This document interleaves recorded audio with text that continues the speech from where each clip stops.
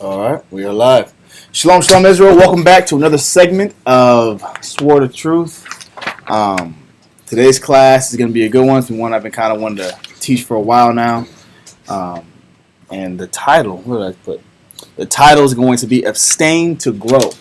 I have hinted at this topic for a while. I think it's something that I've been talking about even most recently within brothers out here and even within myself. There's a kind of a constant reminder.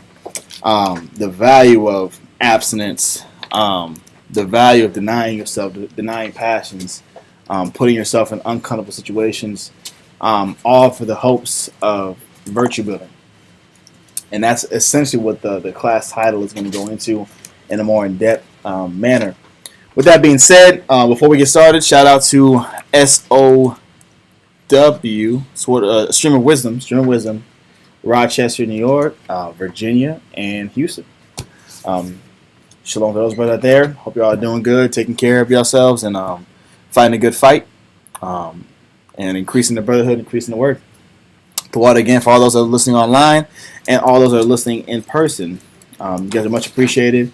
And if you have any questions, please, for those that are in class, that black box is always the best way to get access to us. Send your question there. We do read them and formulate classes based off of those. And then for those that are online, our email, isbhbk@yahoo.com, is still a great way of reaching us. This is not. Okay. With that being said, let's get into the topic. So, again, the title of the class is called Abstain To Grow. Now, to get started, give me the definition of abstinence in the 1828. Abstinence. And number two. Yeah, give me number two. Mm-hmm. The refraining from an indulgence of appetite. So the refraining from an indulgence of an appetite, read. Or from customary gratifications of animal propensities. Okay.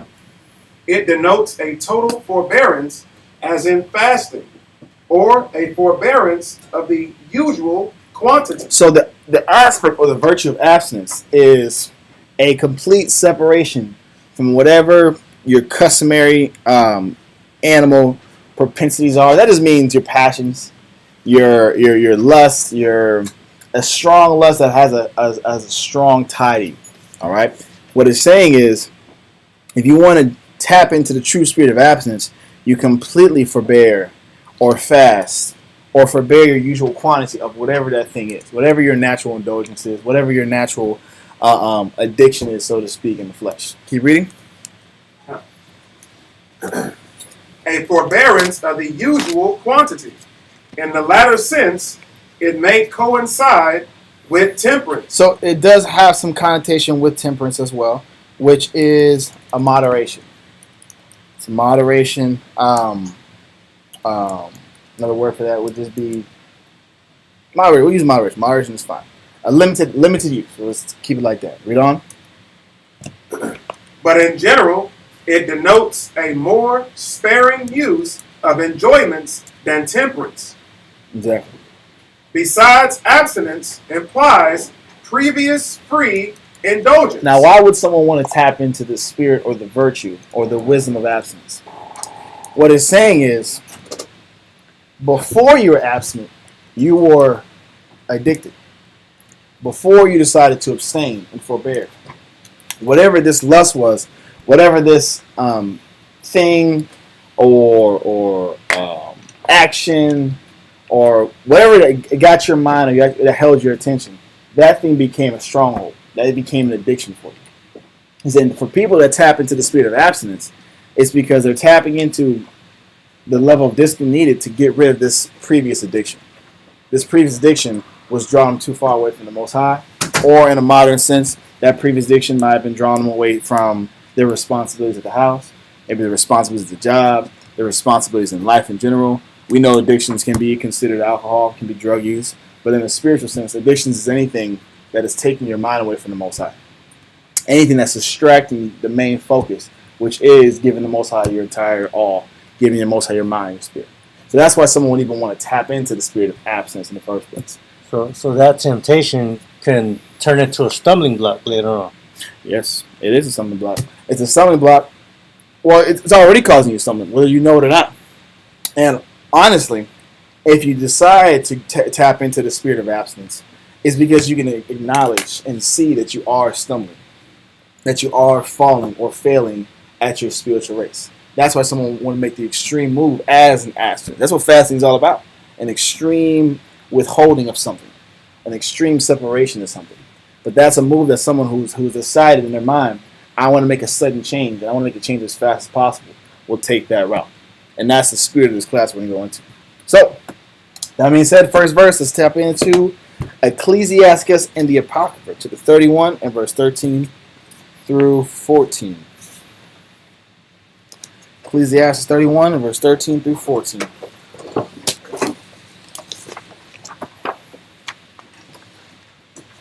Come, Ecclesiastes chapter 31 and verse 13 reads. Ready? Come. Remember that a wicked eye is an evil thing. Is a wicked eye is an evil thing. What makes this eye so evil? Is it the fact that you can see? Is that why it's evil? Is what we're seeing evil, so to speak? Or is the aspect of, now that you see it, how do you feel towards it? How is this item or this not item, this object, lifestyle, fun, whatever it is, it's grasping your attention, and now it's going to persuade you to do something else. That's why this eye is so evil. Read from the top again. Remember that a wicked eye is an evil thing. A wicked eye is an evil thing, meaning there's two separate types of eyes. There's two separate types of looking or rationalizing or acknowledging things. There's the wicked way and there's the positive way. There's a spiritual way and there's the evil way. Read on. Come. And what is created more wicked than an eye? Mm-hmm. Therefore it weepeth upon every occasion. Because that wicked eye is always wanting more. We've gone over this aspect before where the eye is not satisfied. Hell is not full. Hell and destruction is not full. Neither is the eye satisfied. Because you're always wanting more. The flesh is always wanting more. What it's saying here is it's weeping at every occasion, meaning it's passionate about everything. Whatever you fancy, whatever is according to your palate, you desire it at an extremely high rate and want to consume it as much as possible. Whatever that could be, it's various things. Read on. Come, verse 14. Stretch not thine hand whithersoever it looketh. That's why it's saying the wicked person is doing this exact opposite thing. He or she is stretching his hand or grabbing for everything it sees. Meaning it aspires, it wants, it's lusting after every single passion, every single desire. It has no restraints. Versus the spiritual eye. The spiritual mind can withhold, can restrain itself. Read on. Come. And thrust it not with him into the ditch. And it's talking about a food sense, but we're going to show how the food, or how when the Most High uses food and men's ability to abstain or withhold even their passions on their diet, is the same equivalence of how they restrain their passions in their life as well, and in various arenas. But it's saying, and thrust it not with him into the dish, meaning don't be so forward to grab whatever you see. To grab whatever delights your eyes. Grab whatever delights your palate. Let that go jump to verse 19 real quick. Verse 19. A very little is sufficient for a man well nurtured. Because what he's saying, the Most High is saying is a little bit of desires, a little bit of passions, a little bit of comfort is okay and is satisfying.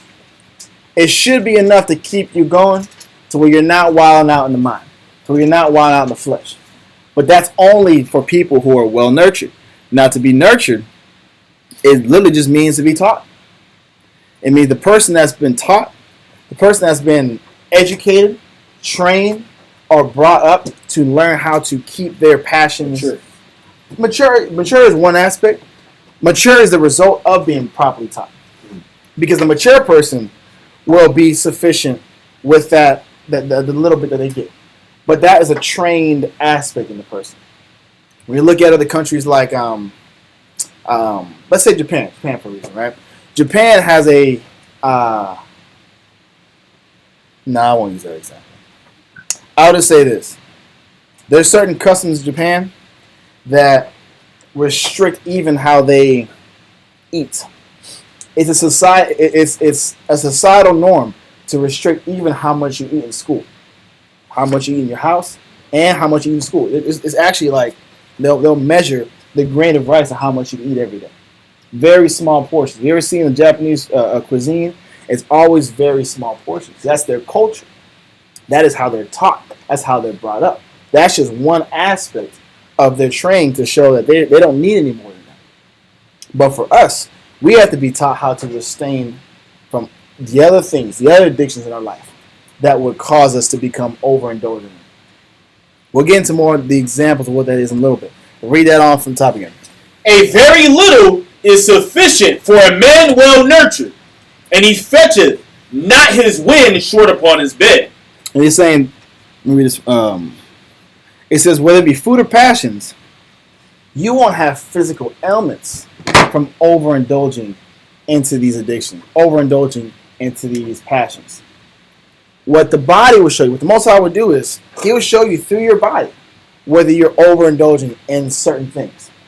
If you're overindulging in sugar intake, you're going to have insomnia. You're not going to know why you can't sleep at night. The reason why is your insulin is spiked up. You can't slow your mind down. You're not able to slow your mind down because you've been taking too much sugar all day. Diabetes is direct correlation. Oh, no. Alzheimer's is direct correlation of over-consuming of sugars. That is your body showing you you have to stop certain things. I told brothers in the past about the story of when I was overindulging in watching TV. The consequence of overindulging in watching TV is my physical ailment was I was having random spasms in my face. My face started spazzing out. My vision started blurring out of random like spots in my vision. Very weird. Didn't understand why. I started looking up, and it's because there was too much screen time. Especially at night. When you're watching the screen all night long and you're like 5 feet away, that's destroying your eyesight over time. So the Most High is saying is, for the person that's sufficient with very little, they won't have these physical ailments. Whether it be food, if you eat too much before you go to sleep, and you wonder why you can't sleep as well. Whether it be sugar or it's because you have a full stomach. What you realize is the body takes energy to break down the food. The problem is when you're sleeping, it's using less energy. So now it has to use more energy to break down this food, and it can't use that spared energy to reheal your body, which is why your mind is wired all night long, taking multiple hours to fall asleep. This is your body letting you know you have to cut out a certain habit, because the body is supposed to be shutting down after a certain time frame. I know I'm going to the food aspect, but it is one of those things that we overconsume. And those temptations, those foods or those habits, Yeah. they're like, get an example for me. It was pleasant what? To her eyes. Yeah.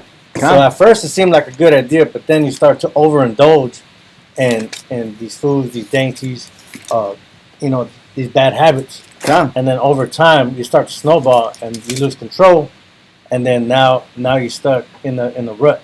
Because that bad habit, it becomes a constant pattern, and now it's even harder to break it. Now it's an addiction. It's an addiction in the wrong sense. It was one just a random lust, a random desire, but you've done it so much, you've given your mind to it so much. And again, it's not just food, it's not just TV. It's a variety of things. They say that this generation, within the last 20 years specifically, has a deteriorating thumb. Does anybody want to guess why they have a deteriorating thumb faster than previous generations? Mouses and thumb drives and controllers. Screens. Screens. You're on your phone all day long. They actually will say, not just your thumb, but I think it's your pinky. If you look at your pinky versus like 20, 30 years ago, the pinky is now permanently indented in most people because the phone is constantly sitting like this. Makes sense why they do retina scans now. Your phone is constantly on this pinky, supporting all that weight in that phone. So your bones actually start catering to the shape of that phone. And it leads that's the point. It starts leading to even more and more physical ailments because of this addiction. deteriorating thumbs, deteriorating pinkies, arthritis in your hands. Because whether you're on the phone scrolling all day, buying clothes, shopping for stuff, on Instagram, social media, or you're twiddling thumbs on sticks. These are also just other elements showing you you're doing too much of that specific thing. And one is not conducive to anything. It's a meaningless action if you look at the grand scheme of things. Yeah. So, I'm just bringing that out to show that there is physical correlations or physical ailments that start happening when we get into the surfeiting or we get into this over-consuming aspect in our life. All right? Let that go. Let's go to Proverbs 18 and verse 1.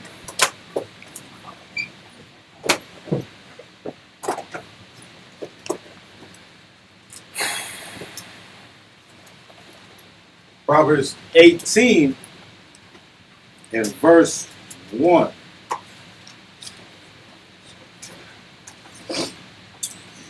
Through desire, a man, having separated himself, seeketh and intermeddleth with all wisdom. It says, a person's desire will force them to separate from their addictions, will force them to separate from those indulgences, will force them to come to the conclusion that I have to do a complete stop of whatever's pulling me away from my ultimate goal. That's ultimately what abstinence is about anyway. You're pulling yourself away from whatever your addiction or whatever your passion or your appetite was that was stopping or halting your progress and your goals. Halting your progress and your life choices. For instance, for those that were in school, when you had a big test coming up, more times than not, if you were at least semi-responsible, you're going to stop all other actions. You might have procrastinated, but that one day before the test, you're going to at least give your mind for those couple hours of study. You're going to at least try. Now, you might have been fudging off the rest of the week or before then, but that one day, you're going to abstain from the video games. You're going to abstain from them date nights. You're going to abstain from the movie nights. You're going to abstain from all the extracurricular activities because you understood in 8-something hours, I got a test in the morning, and I can't fail. If I fail, then I'm really going to have to abstain involuntarily. My mom and dad are going to be abstaining. They're going to tell me I can't go out no more because I failed my test. So you make sacrifices. We've all made sacrifices to achieve the goals we have set for ourselves. But what we got to look at is we have to keep doing that and keep separating ourselves from our strongholds if we want to make more and more steps from the Spirit. And that's what it's going into. So read that from the top one more time. God, Proverbs 18 verse 1. Through desire, a man, having separated himself, seeketh and intermeddleth with all wisdom. Your desire to be nurtured in wisdom is what motivates you to seek out more change. It's what motivates you to separate yourself from those distractions. Let that go. Give me Matthew 19 and verse 25 through 26. Matthew chapter 19, verse 25. You ready, Bucky? I am ready. Okay, Matthew chapter 19, verse 25. When his disciples heard it, they were exceedingly amazed, saying, who then can be saved? Now, we read this Monday, but what it's showing is this level of discipline. This level of discipline to abstain and to chastise or to corral your mind to a specific mentality. In this case, it was the idea of the rich man, letting everything go. In our case, our riches aren't money. Our stronghold isn't money. Our stronghold is our free time. Our stronghold is our lust time. Our stronghold is our vice time. Just like if you don't let go of your riches, you can't make the kingdom. If you don't let go of your vices, you're not going to make the kingdom. That's the correlation. And this is why the disciples and the people that were sojourning were so confused. The amazement was more of an astonishment. It was more of a shock. Because if that's the case, we all got our vices. We all got things that tie our mind up or have tied our mind up for an extended period of time. What he's saying is if you can't let these go, you're not going to be saved. And this is the conclusion that they're now realizing. How am I going to be saved if I can't let my particular vice go? If I can't let my particular comfort go? Because the vice is for what? What is the vice for? Comfort and what? And escape. Escape. Exactly. Just like we had vices back in Egypt, we got vices now to escape from whatever suffering and troubles we got in the world. Again, a vice can literally be the extreme over alcohol use and over drug use, or it can just be extreme sleep, extreme TV binging, extreme or over socializing. There's a thing as over socializing. I know men, it's really a thing in young men as well. They be on the phone all day long talking to their gal for 8-10 hours. That is too much because you're not getting anything else done in your life. You're just talking on the phone. What he's saying is, if you can't let, I'm being real, if you can't let go of your vices, you and the Most High's relationship are getting further and further away. Instead of you separating yourself from your indulgences, you're actually separating yourself from Christ. So keep reading in verse 26. Verse 26. But Yahushua beheld them and said unto them, with men this is impossible. He says, if it was up to you, you're right. There's no way you'd be able to abstain from your indulgences. There's no way you'd be able to abstain from your vices. There's no way you voluntarily give up your comforts. Voluntarily give up what makes you you or makes you feel complete. There's no way. But there is a way. Read on. God, with men this is impossible, but with the Most High, all things are possible. Meaning you have to start loving something outside of yourself. Because if you love the Most High that much, you'll make that change. If you love serving Him that much, you love the discipline, the aspects that come with the Most High that much, you'll make that change in that commitment. Only by that will you make that commitment. If it's up to you and your passions, I know for me, right?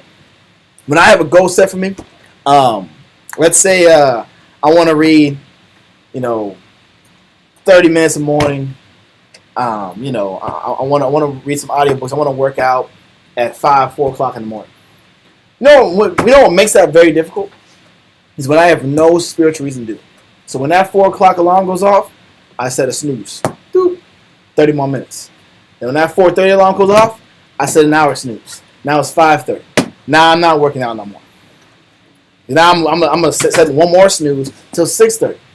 But when did I actually start setting that or waking up when I was supposed to wake up?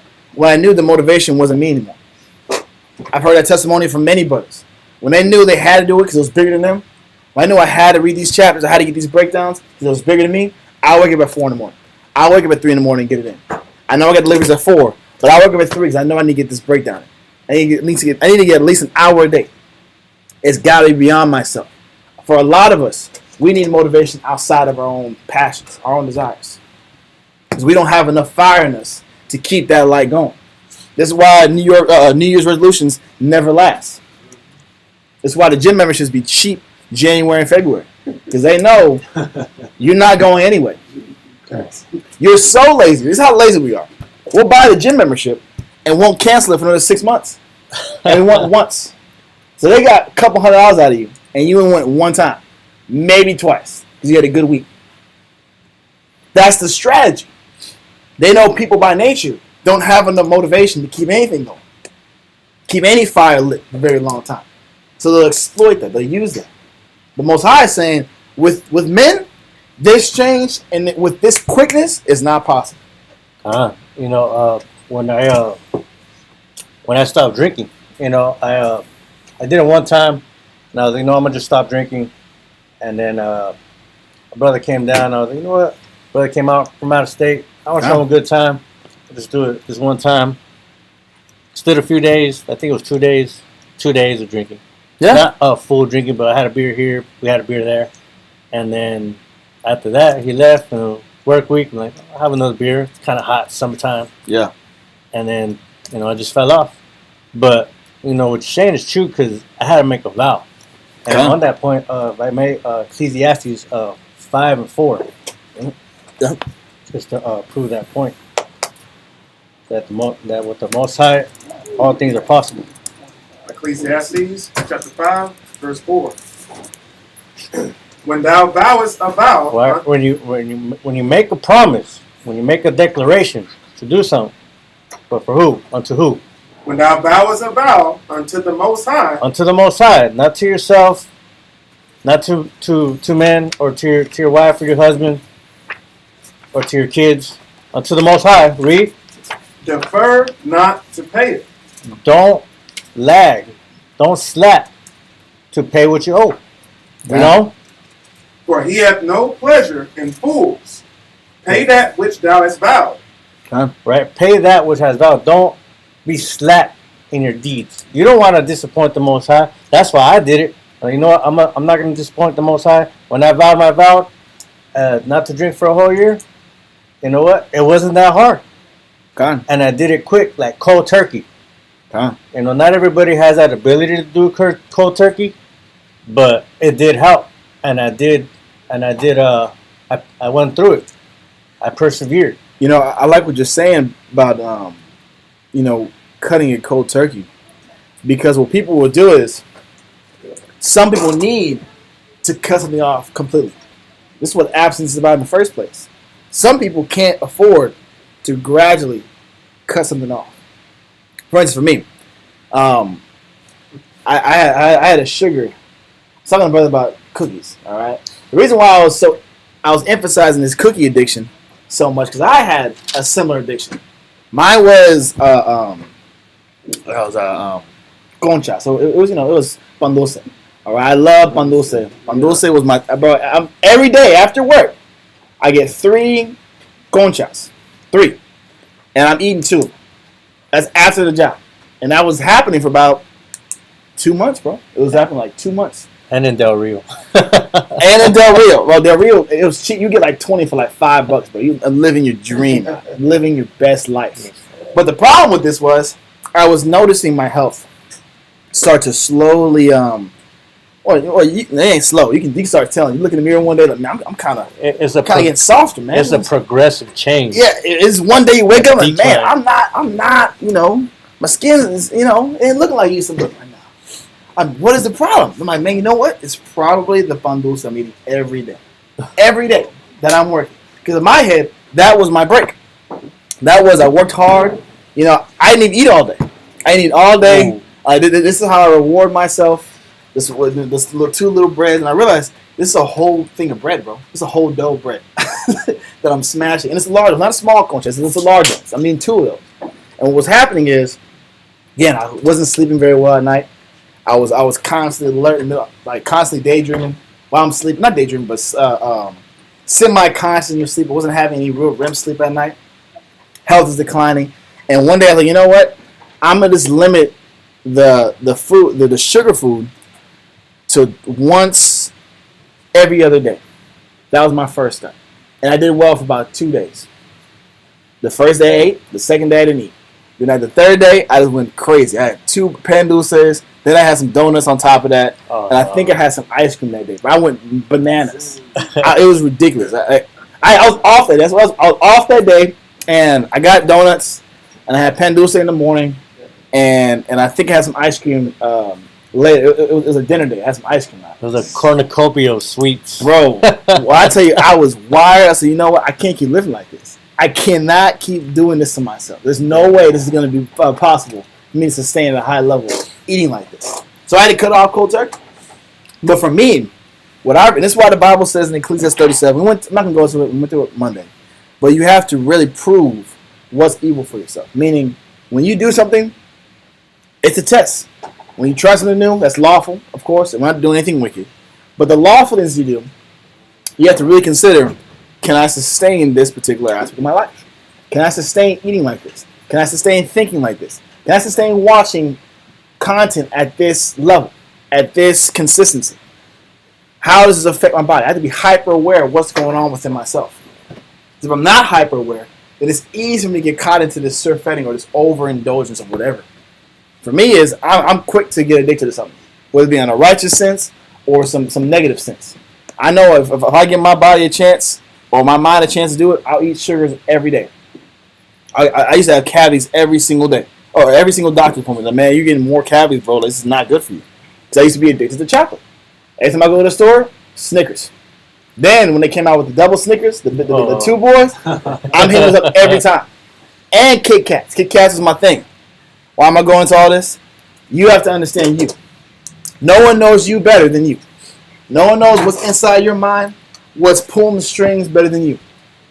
He says, with men, to restrain, to withhold, to abstain is impossible.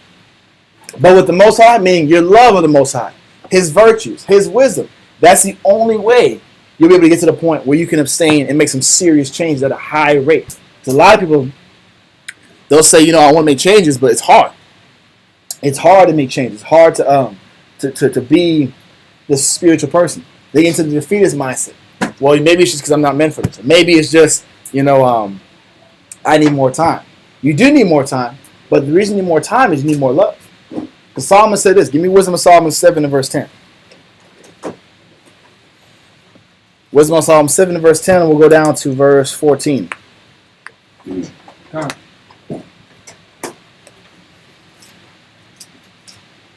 Wisdom of Solomon, chapter 7 and verse 10. Yep.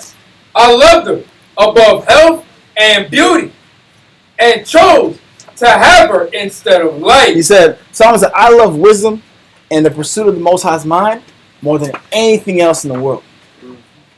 I love them more than health. I love them more than my beauty, my physical appearance. I love them more than light itself. Read on. It says, I loved her above health and beauty, and chose to have her instead of light. For the light that cometh from her never goeth out. What is this saying? What is he saying? It sounds very romanticized. What he's saying is there was nothing or no passion or desire that was more valuable or more important than achieving this level of discipline, this level of wisdom. That's what Solomon was so emphasizing. Read on. Verse 11 says, all good things together came to me with her. He said, all good things, the good things he's talking about. Keep reading, actually. I'll keep reading. Read on. It says, all good things together came to me with her, and innumerable riches in her hand. What he's saying, the riches he's talking about are riches that don't decay. The riches he's saying is the riches of those virtues that he wouldn't have acquired by just aspiring to be more handsome, aspiring to be more rich, aspiring to have the best, biggest house, aspiring to get his materials, aspiring to be the best king, quote unquote, the most rich king, the most affluent king. That was never his goal. His goal was to get in the understanding of the Most High. His goal was to be on the same wavelength as the Most High. And that gave him innumerable riches. The riches was his virtues that were never going to decay. They could never be taken away from him. That defined his character and who he was in his reign before he fell. His virtues and his level of discipline was what made him the wisest man on the earth during his time period. Read on. Verse 12. And I rejoiced in them all, because wisdom goeth before them. Because all the virtues that we're all aspiring to get, that we're all trying to attain, is a reflection of the wisdom the Most High has given us. In every virtue you aspire for, discipline, patience, abstinence, long-suffering, love, are all different aspects of wisdom. It's all different aspects of the Most High. What he's saying is, in all the virtues I acquired, from striving after, from studying, from meditating on these virtues, it showed me different aspects of the Most High's wisdom, which is different aspects of the Most High's mind. Abstinence is one of those wisdoms. Abstinence is one of those riches. To be able to turn addiction on and off like that is a power. It's a superpower. They call it a superpower or willpower. To be able to not be too attached to anything, too earthly, attached to a desire, earthly attached to a lust, is a power. Because most people don't have control over that. Most people are very impulsive by nature. We're very animalistic. Yes, sir. I was going to say, before I came down here when I was in New Mexico, the brother pulled up a scripture about, knowing that your body is the temple of the Most High. Yep. If you continue to do this, the Most High is going to destroy you. Yep. From that moment, it was 3 years ago. From that moment, I gave up the smoke and all that, just like that. It didn't take nothing to drop all that. I literally did all that stuff that I had when I was down there. You know what's crazy about that? Most people, when they hear the effects, we ain't talking about this the Most High. Most people, what happens when someone's on death row or their lungs are collapsing? They got blackened lungs, and they start showing early signs of this disease. And the doctor says, if you don't stop your habit of smoking, you're gonna die. Do most people stop smoking? No. No. So death can't even persuade most people to stop doing anything. The fear of death can't even persuade most people from making a real life change or researching on how to live a better life. They just stop caring. What it shows is even those that get told and get warned, hey, stop doing X, Y, and Z, it's bad for your health. You can get warned 1,000 times. Still wouldn't motivate them to change. Which shows you how much of a power, again, having willpower over yourself really is. Having self-control really is. Because it's rare. To be able to control your natural impulses is rare. To be able to tell yourself no is rare. And it's only rare because people don't have a habit of working. Because society, in this society especially, have made it very easy to attain and acquire whatever you might want. Whether on a large scale or on a small scale. On a small scale. If you're hungry, if you have a car, what are you going to do? So hop in the car and get a quick cheeseburger real quick. Might take 10 minutes to satisfy your flesh. You got a Hot Pocket, the cheese ones, not the pepperoni. The cheese Hot Pockets. You're hungry, you want a quick snack, pop in the microwave, 2 minutes, is out of it. You want some cereal? Hey, that's even less time. 30 seconds tops. You're good. We're using food as it's very relatable. When I'm hungry and you know it's late and you know you're on a diet regimen, do you tell yourself no? That's a hard choice in itself. I know that's a hard choice. I make that choice every night. Man, I'm really hungry right now. Man, I ate 3 times today. How am I hungry?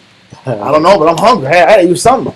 I'm having a stare off with this cereal in the pantry. You're opening and closing the fridge. Bro, yeah, look, I make my rounds like 3 times a night. Just looking at it, man, do I really want to make this move right now? Or what we've been doing is we keep less food in the fridge. So there's less food in the fridge, like made food, it's less desire to eat it, right? But then the problem is that lust be so strong, I want to make a whole meal. Like, you know what? I might have to pop out these eggs, this turkey bacon, and get some toast real quick and just go in town, bro. Quesadillas are cracking in the middle of the night. Bro, I had to stop buying the quesadillas. The quesadillas with the monster cheese, bro, that's a crazy combination. Oh, yeah. It gets the job done. A little deli meat, hey, bro. Salsa, it's on point. But I know I shouldn't be doing that. I know if I tap into this, I'm going to have a bad repercussion later. I just got home from class at 11 o'clock at night. If I eat this cereal, I'm going to be wired all night. And I know I get before in the morning. And I'm going to be angry. I'm going to be cranky. If I have this quesadilla with the salsa, I might have some heartburn. You want some heartburn? You're not going to feel great. And it's going to be a bad bathroom trip. I know all the repercussions of this move. But I still might make that move. I still, because my desire is greater than my will to say no. And that's how you know. We need to get it stronger. Our willpower has to increase. But Solomon says, I chose this wisdom, this discipline over any other thing in life. That's what made his reign in the beginning so great. Because he understood what the priority was. Read on. So, and I rejoice in them all, because wisdom goeth before them. And I knew not that she was the mother of them. Wisdom is the mother or the progenitor of all virtuous deeds. If you want to know how to get wisdom, keep aspiring for more virtues. Because that is an offshoot of the main wisdom, which is the Most High, which is His mind. The more you restrain from yourself, the more you withhold from yourself, the closer your mindset is getting aligned with the Most High. Because that's where it's coming from.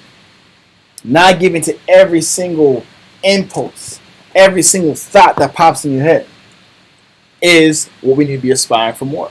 We already have a pretty good understanding of what that looks like. Every day you come to class, that's you working on self-willpower.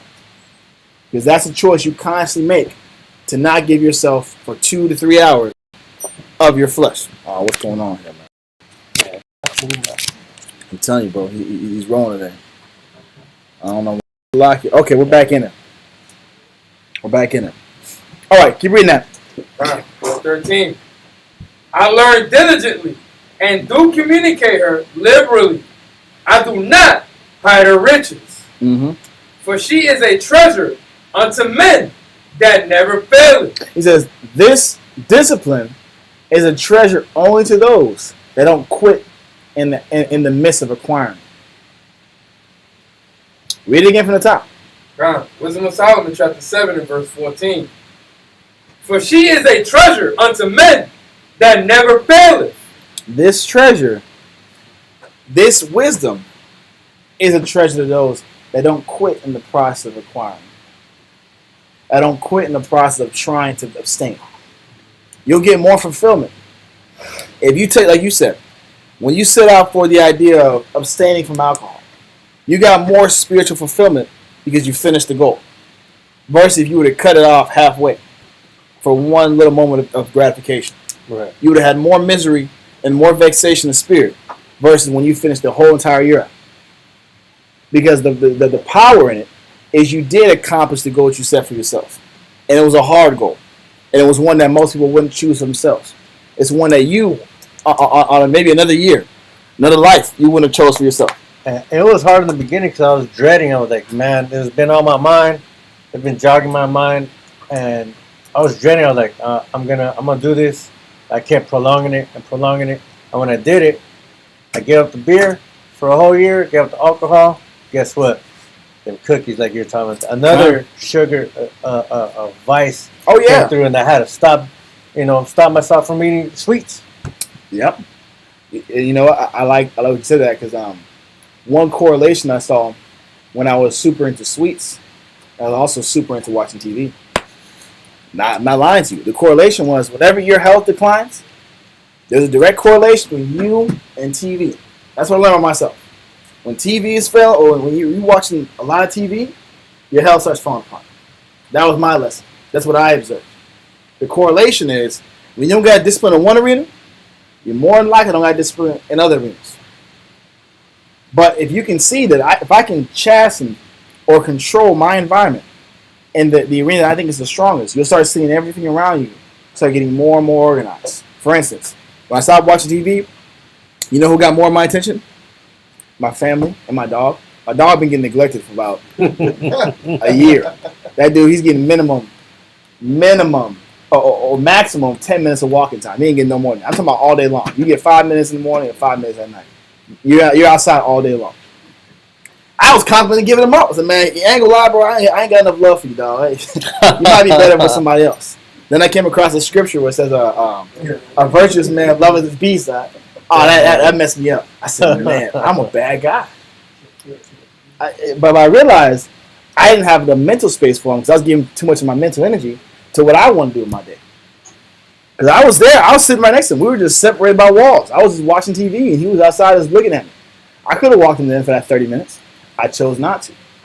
But I realized, okay, let me cut this out. Then I realized I have a lot more time on my hands. Let me take him out in the morning every day. Let me give him 30 minutes to run around and play with his dog friends. Now he's having the time of his life. He's had the best 2 months of his life. He's enjoying himself. You know, he's not having unpredictable potty situations. He was doing that a lot. Not having an unpredictable potty situation anymore. I can tell he's physically improving. He's not as gloomy all day. Why am I saying that? When I gave up the addictions or the indulgence that I was doing, although it wasn't necessarily unlawful, I was suffering, or things around me were starting to slowly decay, starting to slowly fall apart. The house is falling apart. The cleanliness of the house is falling apart. Because in modern society, you can't have your rib most of the time at the house all day clean. So normally, you switch shifts. She works all day, you work all day. Sometimes they come home and do these dishes. What if both of y'all been working all day? What if both of y'all had a long day? Someone's got to have to do these dishes. I realized if I don't do these dishes, mold starts growing. Bugs start showing up. I got flies everywhere because the food's been left out all day. Because it's been 10 hours and everybody's at work. If I get home first, and I just don't do anything with it. Now there's flies everywhere. That let me know on the outside, the inside was bad. The outside showed me the inside is not as clean as it should be. There's more you can give. There's more you can do. So let's get back into that. Read 14 again. Wisdom of Solomon, chapter 7, and verse 14. For she is a treasure unto men that never faileth, which they that use become the friends of the Most High, being commended for the gifts that come from learning. He says when you start using these virtues, that's when your friendship with the Most High starts growing. That's when your relationship with the Most High starts growing. Because now you're taking closer steps towards Him. Jump to verse 28 through 30. 30. 28 through 30. Wisdom of Solomon, chapter 7, verse 28. For the Most High loveth none but him that dwelleth with wisdom. For she is more beautiful than the sun, and above all the order of stars. Being compared with the light, she is found before it. For after this cometh night, but vice shall not prevail against wisdom. It says what? It says, but vice shall not prevail against wisdom. It says when you decide to take a virtuous path, vice is no longer an issue for you. It's not a power over you anymore. When your life is about acquiring more virtues, more disciplines, more abstinence, vice isn't a factor. It's not a factor that limits your growth in Christ anymore. How do we know this? Science has already shown us this. If you ain't read this in the Bible, science will tell you the same thing. Give me that. Give me those definitions that I sent you earlier. The term that we're about to go into is called the anterior mid cingulate cortex. AMCC. AMCC. That's that is the prefix or the little acronym abbreviation. AMCC, the anterior mid cingulate cortex. Give me the first part according to Dr. Huberman. According to Dr. Huberman, and he does podcasts, and he's a professor at Stanford. Come. The anterior mid-cingulate cortex, the AMCC, is the brain's control center for resolve and perseverance. It's a part in the brain that controls a person's willpower and a person's ability to fight through adversity. There's a physical part in the brain that we're going to find out can either grow or shrink if it's used. Read on. He explained how tackling difficult tasks, especially when you least feel like it. Especially when you don't feel like doing it. When you start tackling and doing tasks that you don't want to do, what happens? It strengthens the AMCC. Think of it as a workout for your willpower. So there's literally an aspect of your brain that grows or becomes stronger when you do things you don't want to do. When you accomplish tasks that you do not want to accomplish. For instance, a lot of kids don't like making their bed. This is actually one of the suggestions. If you don't like making your bed, make your bed for the simple fact that it helps your willpower grow. No BS. Keep reading that. Come. Says the podcast episode shed light on the AMCC, a key brain region integrating internal and external information. Pushing yourself through exercise, new activities, or overcoming obstacles activates the AMCC, making you more self-controlled and determined. The AMCC acts like a central hub, drawing on various cognitive functions to bolster your willpower when needed. So this is the point. When you push yourself, and it's giving examples, through exercise, through new activities, or overcoming obstacles, this part of your brain starts developing. It starts growing, it starts maturing. No matter what age you are, this thing can still grow because that's the Most High letting you know that you can never have enough virtues. You can never have enough discipline. You can never have enough growth. This thing continues to grow or shrink if you use it or do not use it. We'll keep proving. I'll read the next part. So when you abstain or when you perform, so when you do the things that you don't want to do and when you don't do the things you don't want to do. Yeah. It grows. Come. It says, Let me see. It says, learn the secret of superagers. Now, this is the term they gave it. They call it superagers. So I got you right here. You want that one? Yeah, I'll read it. Okay. It says, remember struggling through tough academic challenges? Dr. Huberman shared his own story life, highlighting the growth spurred by overcoming difficulties. He then introduced the concept of superagers, individuals leading active, engaged lives and constantly facing new challenges. This continuous learning and self-challenge, Huberman argues, is the key to maintaining cognitive vigor and protecting even the physical structure of the brain. Because even if you want to protect what level your brain's at right now, you have to keep being put in situations that challenge you. Keep being put in situations that make you feel uncomfortable, make you want to run, make you want to quit. That's the only way to protect your mind from even dilapidating, even decreasing in its functionality. I got one more. Read that next one because it gives 3 different pluses for this AMCC, or the anterior mid-cingulate cortex. Read on. The anterior mid-cingulate cortex is your brain's champion for staying focused. So for brothers and sisters that got problems staying focused and reading for long periods of time, it's literally an exercise to keep reading even though you don't want to read. Whether you think you're getting anything out of it or not, you are. You're literally building your brain's endurance. You're building your brain's level of willpower. And a champion is a man who undertakes a combat in the place or cause of another. So it's that fighting spirit. Come on. Read on to that resisting. It says resisting temptations. Yep. So it's literally the part of your body or part of your mind that has the ability to resist temptations. Now we understand that's a spiritual aspect. But if you're not exercising that spiritual aspect, we've read in other chapters and other classes, the Most High will take that discipline away from you. He'll take your ability to resist temptations away from you and give you up to your lust and give you to your temptations and light is to wither away. That's literally the pining away. The pining away is when that part of your brain starts shrinking, your discipline and your motivation starts shrinking. Your willpower starts shrinking. And it only shrinks when you're not using it anymore.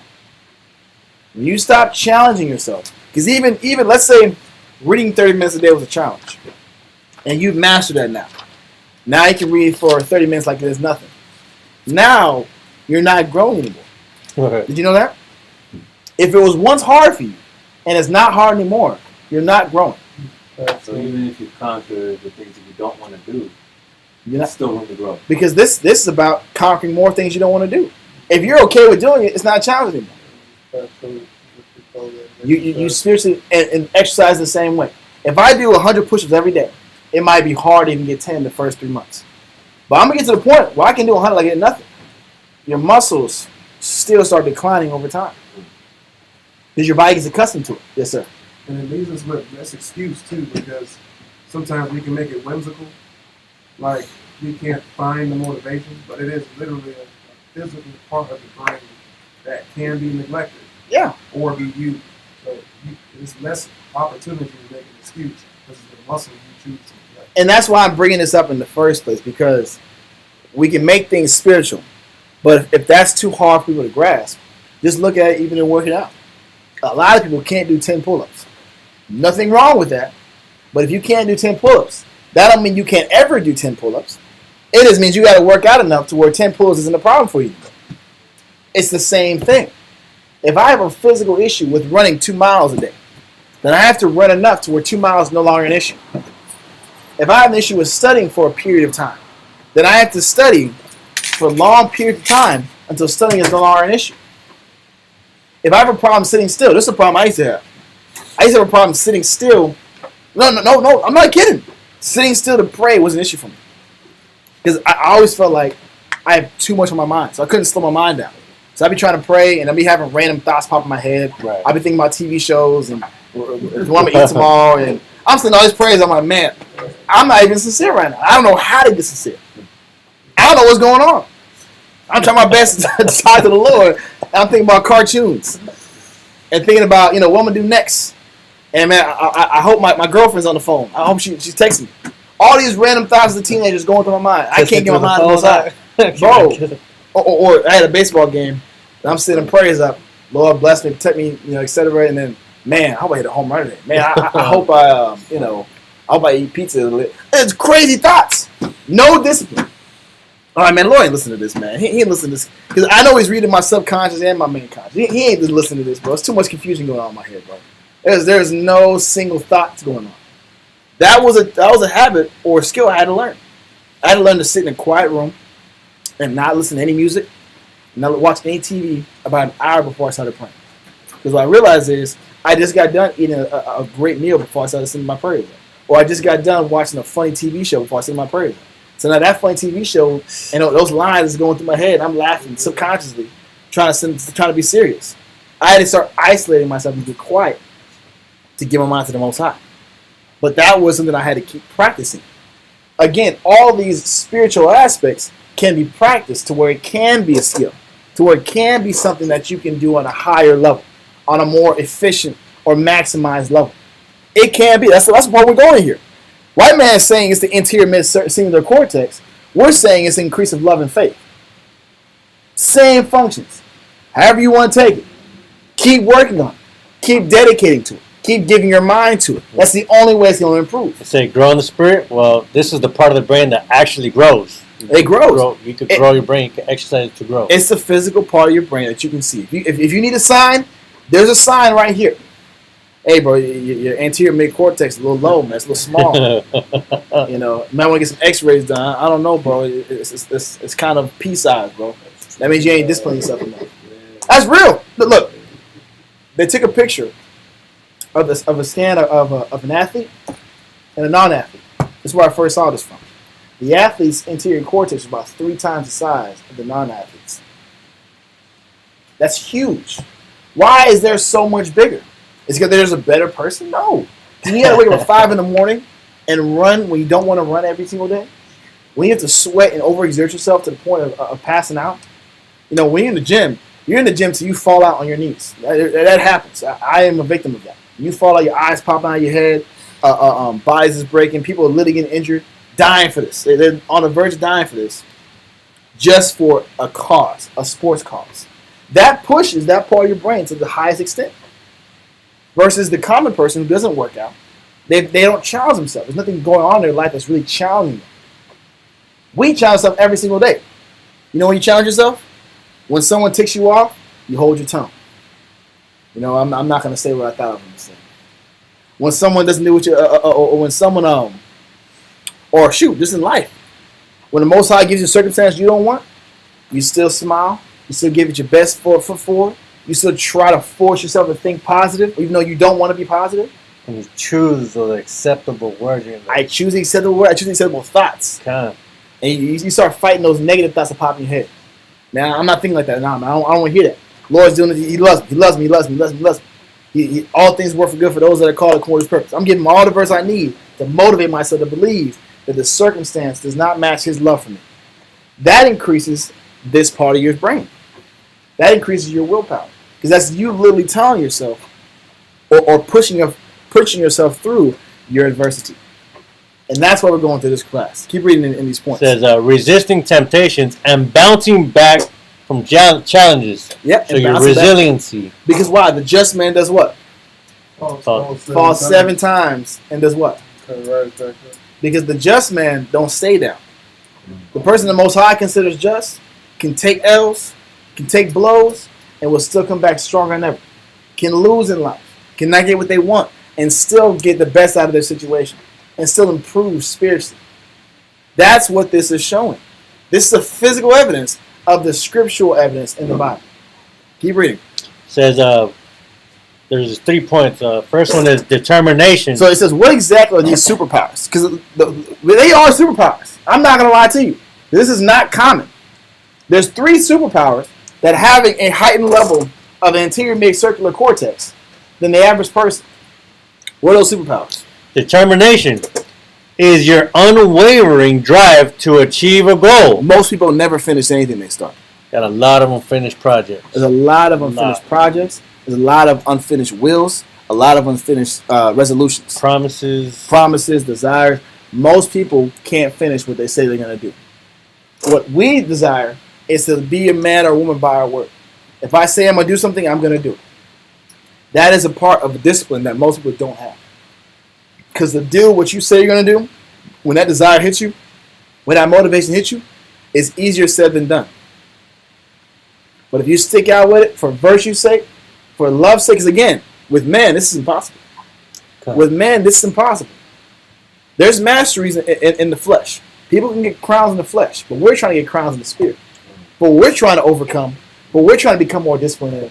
This is a very hard task to do without the Most High. So we don't really have like a determination. We have more like a hype session. Yeah. We hype ourselves up. I'm going to do it. I'm going to go guns blazing, and then I'm too tired. It's the Christ in us. The Bible says that when that desire hits you like a spring of life, observe that opportunity. Don't let the desire of the day overpass you. Don't let, when the Most High sends you a spirit of motivation, don't let that go by. What we realize is, when that motivation hits us, do we really want to put the level of effort in to achieve what we say we can achieve? Most times, most people don't want to do it. And that's what makes this a superpower. Because regardless of what I think or what I feel, if the desire is there and I think I can do it, I'm going to do it. Because the Most High put it in me to do it. Keep reading. Determination is your unwavering drive to achieve a goal no matter the obstacle. Think of chasing your dream job or training for a marathon. The AMCC helps your power through. So the AMCC helps the determination aspect of you. When you constantly train yourself in doing things you don't want to do every single day, your level of willpower and determination constantly grows, which means more challenges are easier to you. That's why when you conquer small faith battles, the battle keeps getting harder. What he's saying, what Most High is telling you is because you've literally, mentally, and spiritually matured more. So I got to keep challenging you. I got to keep challenging you, or you'll do what? You'll pine away. If I don't keep challenging you, your mental faculties will literally start declining. Your health will literally start declining. Your spirit will literally start declining. So I have to keep challenging your spirit. Read on. Come. It says, now we're on self-control. Self-control is your ability to say no to distractions and make choices that align with your long-term goals.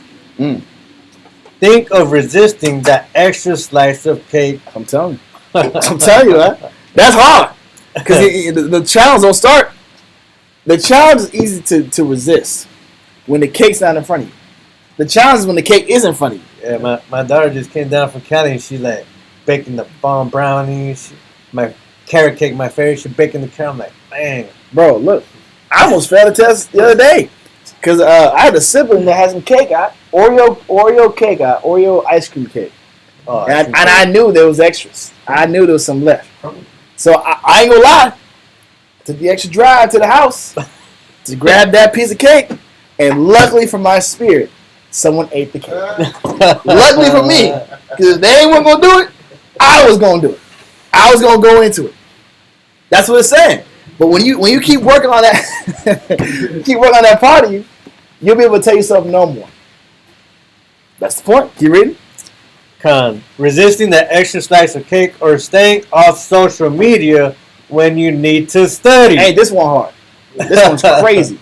Because I feel like every time you want to study, all the notifications in the world start popping up. You ever had a situation on Facebook where like an old friend that you ain't talked to in years, all of a sudden Facebook sends you a notification like, hey, I think you know this person.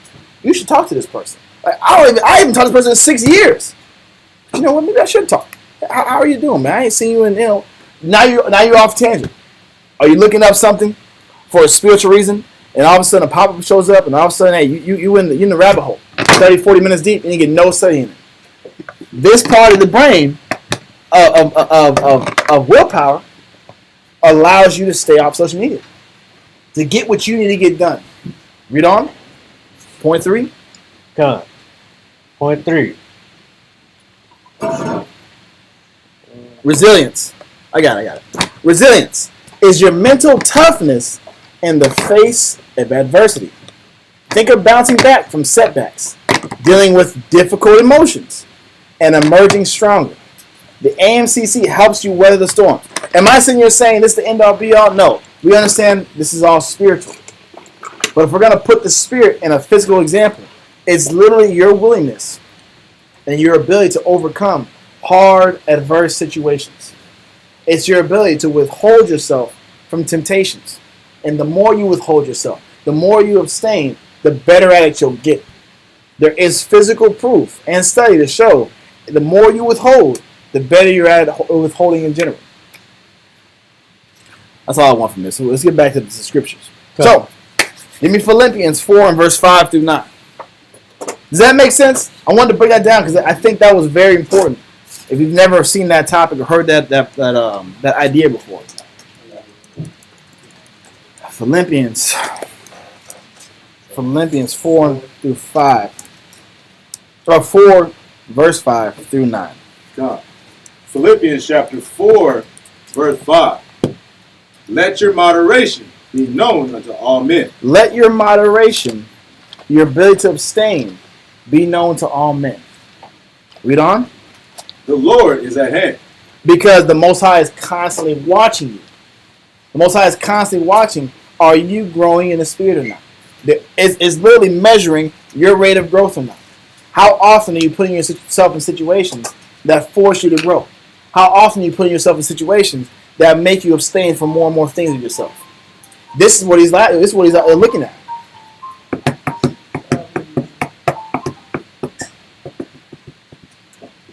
Read on. Philippians chapter 4 verse 6. Be careful for nothing. It says, be careful, meaning don't be anxious for anything. Have fear for nothing. Read on. But in everything, by prayer and supplication with thanksgiving, let your requests be made known to the Most High. And understand that the Most High will give you and bless you with what you need. But you have to have the desire to seek Him first. You have to have the desire to send out those prayers. And the supplication of the works to match what you're asking for. You want more virtues? You need to put more work in to match those level of virtues. You want more talents? Put the work in to match those level of talents. You want more abilities to give back to the Most High? You need to keep putting the work in and abstaining the things that are preventing you from growing. Then you'll get that blessing. That's how the prayers are working. That's how the answering of prayers are working. Read on. And the peace of the Most High, which passeth all understanding, shall keep your hearts and minds through Yahushua. And this is what we said. Without the Most High, this level of growth at the rate that we're growing is not possible. But if you keep Him in your mind, He'll make sure your hearts and your mindset is stable. He'll make sure you can overcome this challenge if you're doing it for Him. Read on. Finally, brethren, whatsoever things are true, whatsoever things are honest, whatsoever things are just, whatsoever things are pure, whatsoever things are lovely, whatsoever things are of good report, if there be any virtue, and if there be any praise, think on these things. And this is the point. We, as people who are aspiring for more virtues, have to start looking for people who have the virtues that we want. Anything that's pure, anything that's just, anything that's lovely, anything that's spiritual, if it has virtue, go to that person and find out what they're doing to achieve that level of virtue. Go to those examples and get their testimonies, because that will help you grow. That will help you develop faster. That will give you the motivation to abstain from whatever's holding you back from growing in the first place. People need reassurance. People need testimonies of people who've overcome the same battles that they're going through. Don't be shy. Don't be hesitant. Don't slack in seeking the people around you, the Most High put around you, to make you a better person in the first place. Read on. These things which ye have both learned and received and heard and seen in me, do. And the Most High, our power of peace, shall be with you. This is when you follow the best examples, the best spiritual example, the Most High will be in all your actions and all your thoughts. Because He wants you to acquire more. He wants you to develop more. He wants you to grow faster. Let that go. Give me Mark 8 and verse 34 through 37.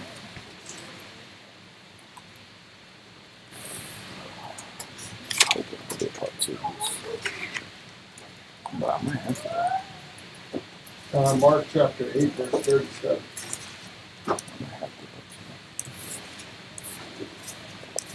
Mark 8 and verse 37. 37. Mark 8 and 37. or what shall a man give in exchange for his soul? No. 34, slack it. 34 and Mark 8 and 34. yes, sir. Through 37. God, 3:37. Mark chapter 8, verse 34. And when he had called the people unto him with his disciples also, he said unto them, Whosoever will come after me, let him deny himself. Isn't that what abstinence is? Abstinence is all about denying yourself. Abstinence is all about withholding or forbearing the usual quantity of a thing to get closer to Christ. That is the sure way of getting closer to the Most High in the first place. Whatever is taking your time, taking your mind away from Him. If you don't deny that aspect of you, you can't get close to Christ. You won't fit in this category as faithful. Because the populace, the general population, can't get past this. Most people can't get past denying themselves. Most people in modern society or Western civilization can't even go without eating food for one day. They lose their mind. That lets you know they have no discipline in anything. If you can't even hold your tongue and your discipline for one day without food, you ain't got no discipline for nothing. But that's most civilization. In Western civilization, at least. That lets you know, especially in America, people are really lacking in their discipline or in their abstinence virtue. What if those people treat you wrong? Expound a little more, brother. So I don't know what context you're using that in. But keep reading. God, middle of 34. Whosoever will come after me, let him deny himself and take up his cross and follow me. For whosoever will save his life shall lose it. Yep. But whosoever shall lose his life for my sake and the gospel's, the same shall save it. And again, we've read this several times over. But the point of the matter is, if I can deny myself and give the things that I truly want, I have to look at whatever passions or desires I got that potentially are taking my mind away from the Most High. Can I give those up? And look at it like if I don't give those up, or at least forbear the usual quantity of it, I might not make the kingdom. That's how serious I have to take this level of discipline. Whatever is taking my mind away from the Most High, whatever is a distraction, can I limit the quality more than I have been to give that extra time to the Most High? That's the exchange He wants from us. That's the least we can do. Read on. 36. For what shall it profit a man if he shall gain the whole world and lose his own soul? Yep. Or what shall a man give in exchange for his soul? Whosoever therefore shall be ashamed of me and of my words in this adulterous and sinful generation, of him also shall the Son of Man be ashamed. When he cometh, when he cometh in the glory of his Father with the holy angels. And that's the point. What's the gain? What's the profit in this life? If I get everything I want, if I have all the passions in this life that I want, and I can't get close to the Most High? What's the point of having a life full of desires, full of lust, full of passions, full of palates, and I still can't get close to the Most High? At the end of the day, you can't bring the desires, you can't bring the lust, you can't bring the money, you can't bring the material values to the grave. You don't live long enough to even enjoy all the world could possibly give you anyway. So you'll always be unsatisfied. You'll always be wanting more. What's the point in doing all that and giving all your mind and energy to things that don't matter to your spiritual growth if you're only going to end up suffering for it at the end? That's what He's proposing to us. Again, the Most High is very clear. He's giving you the choice. What are you going to decide? What mindset are you going to chase after? What are you going to give your mind or your faculties to? Let that go. Give me Luke 21 and verse 34. You know, that was interesting there at that one of those last points. Or what shall a man give in exchange for his soul? Like, what one thing are you willing to give up? Because he mentioned a bunch of other things. You know, denying yourself, taking up the cross, following Him. But he narrowed it down to, okay, just what is the one thing? Yeah. Let's stair step this.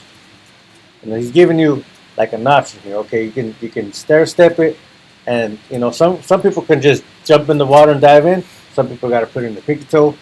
It's all subjective. And I think this topic is a lot of times can be hard to understand, only because we don't know what the Most High is judging our exchange on. I don't know what he's looking at, or I don't know what he wants me to give up. Or I'll do whatever I can to convince myself that the one thing that I get my mind to that's not wicked is not what he wants me to give up. Maybe that's just for me. But I would try to find any loophole that I could, biblically, counsel-wise, to figure out a way to not give up my vices, to not give up my TV time, to not give up my sugar. Whatever I could to keep what I want. It's not unlawful. I'm not hurting anybody. I'm still reading the Bible. I'm still going to class. These are the thought process that men play with. Women play with it too. But what he's saying is, you have more to give. And what you're telling the Most High is, I'm only willing to give you this much. Because I'm not willing to let go of the other stuff that's taking my time away from me. I'm not willing to let go of the other things that's taking my passions from you. What I'm giving you is enough. That's what we tell the Most High. When we put in our head or put in our mind that I don't have to give up the one thing, my one vice, my one free time, my one little extracurricular activity. It's not lawful. I shouldn't have to limit that just because these crazy guys on the mic are saying read more scriptures. It's the thought process. But Christ is giving the question. What would you give in exchange for your soul? Or what aren't you willing to give in exchange for your soul? Let that go. Give me Luke 21 and verse 34. Luke chapter 21 and verse 34. Yep. And take heed to yourselves, lest at any time your hearts be overcharged with surfeiting. Give me surfeiting in 1828. This is very, very, very important scripture. Because this is something that I read all the time and I avoid it. I try to avoid reading this. Because it makes it very clear what he's requiring of you. The Bible says, what is a man willing to give in exchange for his soul? Well, a lot of us aren't willing to give that surfeiting aspect of our spirit. Give me surfeit. Give me surfeit. Surfeit, the noun. Surfeit, noun, 1828, Webster's Dictionary. Fullness and oppression of the system. Remember when I said earlier that the body will let you know when you've got too much of something going on? When you're doing too much of something? When it becomes a surfeiting? There's a physical example in your body when you eat too much food. What is that physical result? The itis. That's one of them. The itis is one of them. And that's when you start. The meat sweats is another. You start nodding out. The itis comes from the carbs. The itis comes from the carbs. The meat sweats comes from the seed oils, the fried foods, and the meats. The meat sweats, but then you start what? Vomiting, bloating. Now you have gastro issues. Now your skin starts breaking out. Now you have other health elements through time because you do this. You ain't just eating fried chicken once. You're eating thousands of pounds of fried chicken within your lifetime. And those thousands of pounds, those thousands of ounces of fried seed oils in your system, over time, destroy your body. Recycle seed oil. You said what? Headache, migraines. This is what we know by eating food. But what other elements can be caused by the other things we give our minds to? I said some of them. When you watch too much TV, eyesight starts getting blurred. People go blind early. People are going blind early because that blue screen. You're not supposed to watch a blue screen when it's dark, but that's normally times when we're on the phone for 3 or 4 hours and it's pitch black and it's just you and that blue screen, like 5 feet away. Blindness, headaches, migraines, twitching on your face. This lets you know your system is oppressed. There's too much of this thing happening to you. That's a key tell sign. So whenever you're doing whatever you're doing, is there a physical result from this action? I've had a situation with my finger. I was holding my phone like this so much, my wrist started cramping. My wrist was cramping in this position, and my thumb started hurting. That should let me know I'm doing way too much scrolling. You know, another example is when you get that phone update and it says 10 hours of usage time a day, averaging. That's a real thing as well. Why you got high usage time? You ain't on the phone doing homework or doing work all day. You're doing something. That's a lot of consumption. That's what surfetting is. That's what the idea is. Read it from the top again. Surfeit. Fullness and oppression of the system, occasioned by excessive eating and drinking. Now, they use it in a sense of when you excessively eat or excessively drink, it oppresses your physical body. We're going to show that Christ isn't talking about just eating and drinking. Go back to verse 34. 21 and 34. And take heed to yourself. Consider, this is what I keep saying, consider what you do every single day. This is what Christ is saying. Consider what you do and what you give your mind to. Read on. Take heed to yourselves, lest at any time your hearts be overcharged with surfeiting. Because what he's saying is you might have started off as desiring only the Most High.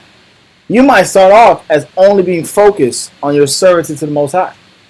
But what could happen if you're not aware or you get caught slipping, what could happen is your heart might get charged or overcharged with surfeiting. Something throughout your life will get you into a different passion or a different hobby or a different distraction. And that could be the cause of you falling out of grace with the Most High. What are these examples of the surfeiting? Read on. And drunkenness and cares of this life. And so that day come upon you unawares. Is it saying that you won't physically see the signs of World War III happening? That's not what it's saying.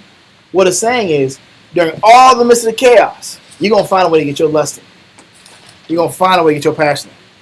This is why I say, even in the end times will be like the days of Noah. So what were they doing in the days of Noah? Still marrying, still partying, still living their life up. We'll see that World War III is happening. We'll start seeing that the prophecies are coming true. But we're not looking at it as a sign to get closer to the Most High at a faster rate. We're going to find a way to still get ours. We're going to find a way to still go to the club. We're going to find a way to still live our life, still watch our TV, still shop all day, still give our mind to light ideas, still watch some reality TV shows all day, still overeat, still not discipline our body and our mind, still not challenge ourselves, still not try to learn a new skill, learn a new virtue. Won't do any of that because it's not important to us. This is why he's saying you need to be careful, because you don't want that day to come on you unawares. You don't want to get caught slipping. You don't want to get caught slipping in a non-spiritual position, in a non-spiritual mindset. Because again, he's looking at our mindset all the time. You might be doing spiritual things in the body, but is your mind where your body is? A lot of times it's not. We can go on autopilot. It's not hard to go on autopilot. He wants to know, are you doing your job with a purpose, with sincerity, and with singleness of heart? Keep reading. Verse 35. For as a snare. Hold on. This is important. This is a trap that Satan has left for every single person on the earth. This is not just designated to the wicked people. That's why I'm saying it can happen to anybody. It's not just the person that doesn't want to love God. This can happen to anybody. The overindulgence can happen to anybody. Read on. For as a snare shall it come on all them that dwell on the face of the whole earth. This trap is literally set up for everybody on the earth, which means it's a test for everybody on the earth to overcome. For us, it's even harder not to get caught up in surfeiting because it's so easy. And tie in, and it'll finish off perfect with that 36. Ecclesiastes 37 and 30 to see what that snare is. Okay. Ecclesiastes 37 and 30.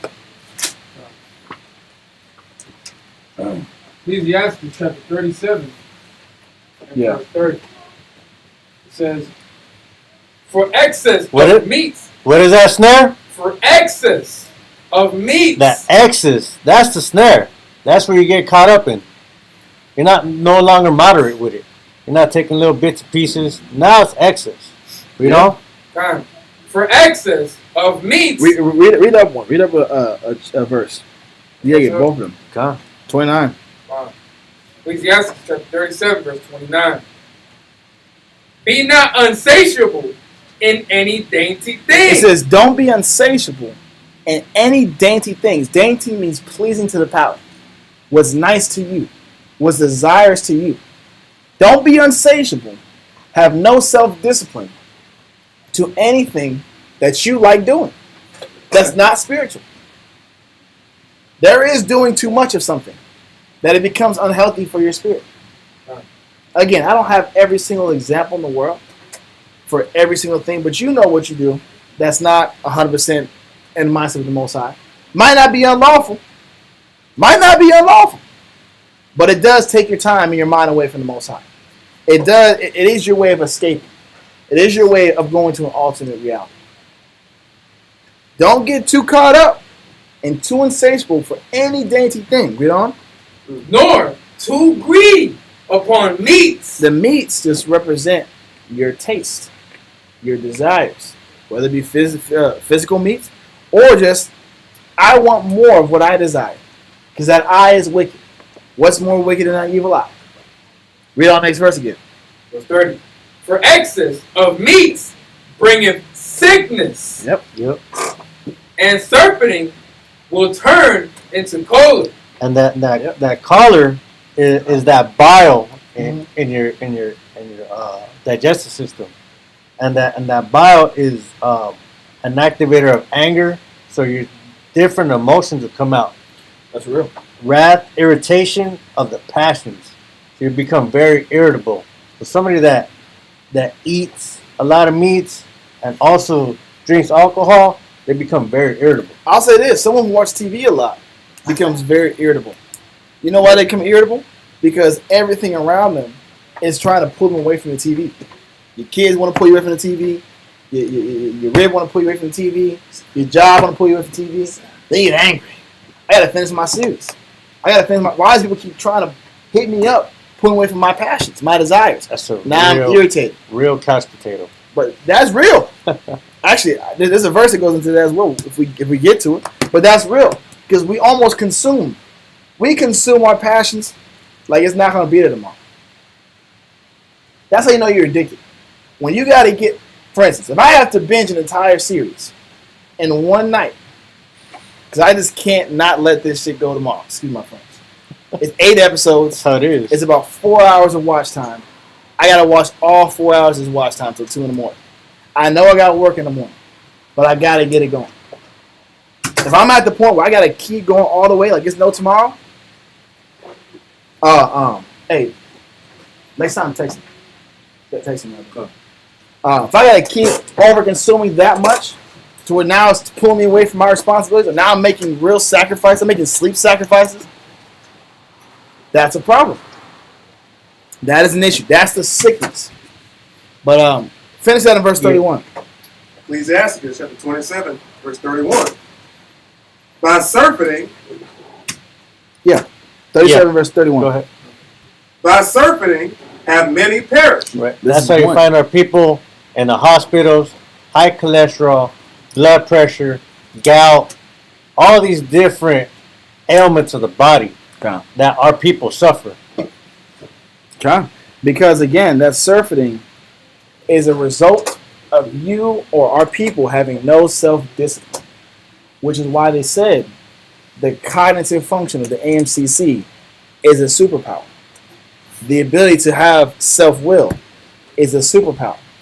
The ability to overcome adversity and withhold yourself from passions is a superpower, or is almost inhuman, because most people are like beasts, and whatever passion, whatever feeling or emotion that comes on them, they react to that emotion. They react to that lust. This is why we, as spiritual beings, have to have more self-discipline. And for us, the best way to start focusing, or the best way to start training our mind with more self-discipline, is learning how to abstain from the things that we enjoy the most. That's not spiritual. This is the point of that.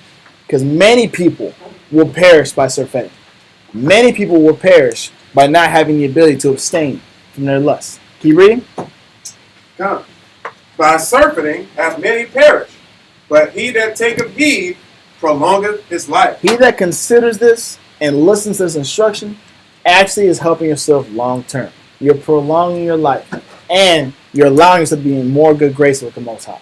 And that Luke, that's how it tie in. That Luke, that verse 36 will tie into how you can prolong your life. Yep. Go back to Luke 21 and verse 36. Luke chapter 21, verse 36.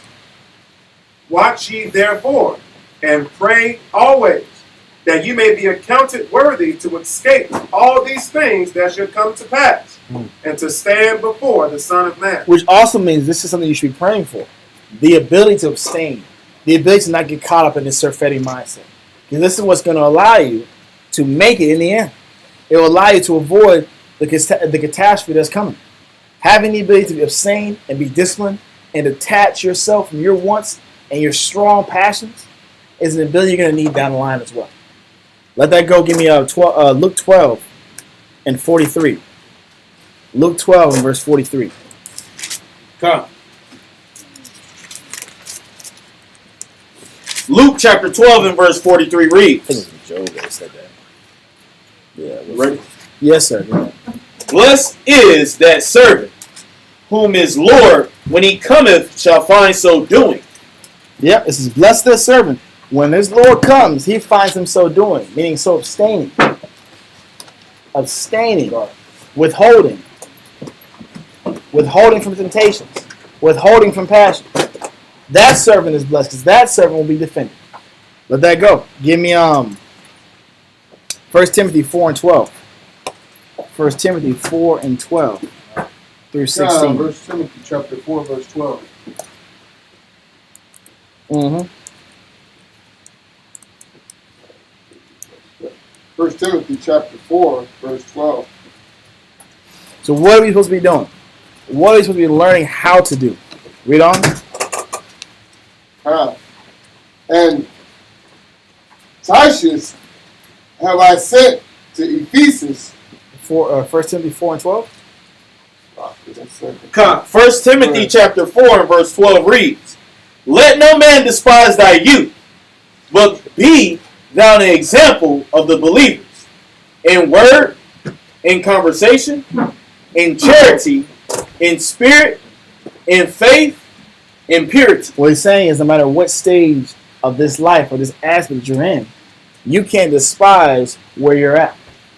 Meaning, even if you're still young in mind, even if you're young in maturity, even if you're still young in determination or discipline, you still have to be an example as a believer in word, conversation, charity, spirit, faith, and purity. Meaning, this is the actions that we have to constantly be doing if we want the Lord to find us in good graces. Read on. Verse 13, till I come. Until the Lord comes. Remember, blessed is the servant. When his Lord comes, he finds him so what? Read on. Give attendance to reading. When the Lord comes, are you reading? Are you learning? Are you studying? Are you giving your mind to the Most High, what he wants? Or are you surfeiting? Are you overindulging? Are you over-consuming? Are you spiritually and mentally detached? Detached. Slide. Where are you going to be at? Where do you want the Most High to find you at? Read on. To exhortation, to doctrine. This is what you want the Most High to find you doing when all else fails. Which means to get to this point, when you're at this level by the end times, it has to be practiced now. Because you're not going to be able to turn it on and off when things is really hitting the fan. If you ain't studying now when there's peace, you're not studying when there's chaos. I promise you that. Yeah, anxiety kicks in. The anxiety kicks in, panic attacks kick in, uncertainty kicks in, reading the Bible, giving heed to doctrine. What is it? Exhortation? Correction. Exhortation, in a sense, is correction to motivate your mental faculties. That's what it is. What you got? What is that? Calling to attention. It is when people, brothers, motivate you or push you past your comfort levels. Which is through what? Correction. If you don't like that now, you're not going to like it when there's uncertainty around it. You're not going to like it when you're panicking and your family's safety and love and wealth and love and health is on the line. You're not going to listen then. So if you ain't listening now, if you're not getting used to that now, putting your wants, your interests last now, you're not going to do it then. You're not going to read then, nor you follow what you've been taught by the presbyteries then. This is why you practice that. This is why you build that mental faculty up so high. The bigger you can build it, the more willpower you have when you need it. If you got low willpower now, you ain't going to one day wake up when you need it and be able to use it. It's not going to be there. That's what he's saying. Read on. Verse 14. Neglect not the gift that is in thee. Yep. Which was given thee by prophecy with the laying on of the hands of the presbytery. The ability to abstain, the ability to not give yourself to your lust is a gift. It is an ability. Don't neglect it. Because when you neglect it, you what? You lose it. When you neglect the ability to abstain, when you're neglecting the ability to be disciplined in your life, you will lose that ability when you need it. There's a reason why you have teachers teaching 4 times a week. There's a reason why you have counselors always here. There's a reason why the scriptures stick to you. It's to give you the necessary fear, give you the necessary hope, and motivation needed to keep pushing and keep searching for more disciplines, more virtues. That's what it means by the Most High will make this possible for you. But don't neglect that ability. Read on. Verse 15. Meditate upon these things. Give thyself wholly to them. Yeah, give yourself wholly to these virtues, this mindset, this instruction. Read on. Give thyself wholly to them, that thy profiting may appear to all. Because it's important that you're able to conquer this so that others can be motivated to fight their battles as well, to become more disciplined as well, to grow as well. Because again, people need examples. People need to see that it can be done. They need to see that this works. They need to see that this works. The ability to abstain, the ability to be disciplined works. They need to see that. Read on. 16. Take heed unto thyself and unto the doctrine. Again, they keep saying, take heed unto yourself. You have to really analyze what you're doing every single day. And is it getting you closer to your spiritual goals, or is it getting you farther from your spiritual goals? That's why it keeps bringing the idea of taking heed to yourself up. What are you doing every day, and where is it bringing you? What path is it taking you on? Read on. Come, continue in them, for in doing this thou shalt both save thyself and them that hear thee. The impact can be incredible. It's not just for you at this point. You being disciplined, you having the ability to abstain, you having the ability to learn from your battles and not give yourself to every impulse around you can be the gift that somebody else needs from you.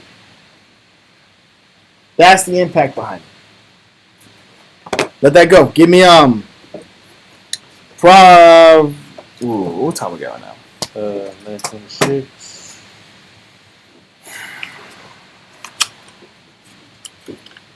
I wasn't going to this ant stuff. I don't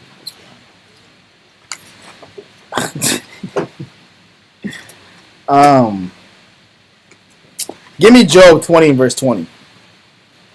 Yeah, Job 20 verse 20 through 23. I'm gonna skip the ant life. I was gonna go into explaining how ants are set up there. Actually, no, hold. Before we do that, give me Proverbs 6 and verse 6 through 8, because I do want to show that as well.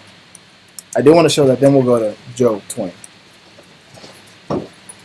Proverbs chapter 6 and verse 6. Yes. One second.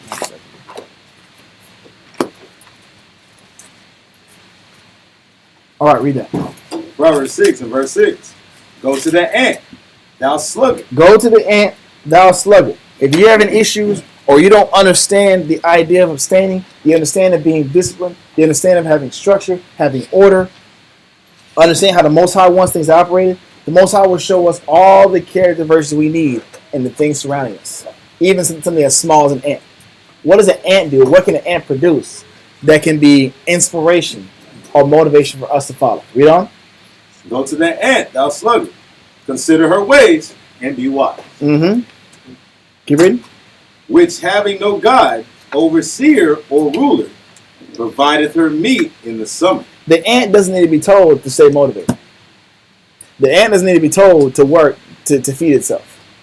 The ant doesn't need a leader or a ruler to tell her or to tell it that it's got to build this protection, this nest. It don't need that instruction. It already knows. It's innate in them. They're born knowing they got a job to do. You can't tell whether they're coming or going. They're moving. They're moving somewhere. They're moving and they're getting something accomplished. And they're moving fast. They're playing no games. You never see a lone ant. Nah, bro. And if you do, he's searching for more food. He's got a job in him. He ain't being lazy. He's not on vacation. Ants don't have vacation. That's not a thing. That's not a thing. Ants life, right? Yeah, bro. They don't take no vacation. Life. Yeah, the bug's life or the bee's life. They don't take vacation. That's not a real thing, bro. These insects are working all the time. That's why it says the sluggard should look at the ant for inspiration. If the Bible ain't enough inspiration, if the scientific facts ain't enough inspiration to keep motivating yourself, then look at the ant. Because the ant is doing all this hard work. And they don't need to be told that you ain't going to make the kingdom if you don't do it. They don't need to be told that you'll get crushed by a human if you don't follow instructions. It just knows I have a job to do. And I can't slack. Because that winter's coming soon. Or that rain's coming soon. I'm not going to be effective when it's raining. When it's raining. I'm not going to be effective when it's snowing. So I got to work quickly. They're always in a state of urgency. That's why the change, if you pattern yourself after an ant, your change will be faster. If you pattern yourself after the Bible, your change will be faster because it'll create a sense of urgency. The sense of urgency is why men result to abstinence. Why men start abstaining from things. Because they realize, I need to get rid of the sickness fast. I have to get rid of this addiction fast as possible. Because it's doing me no good.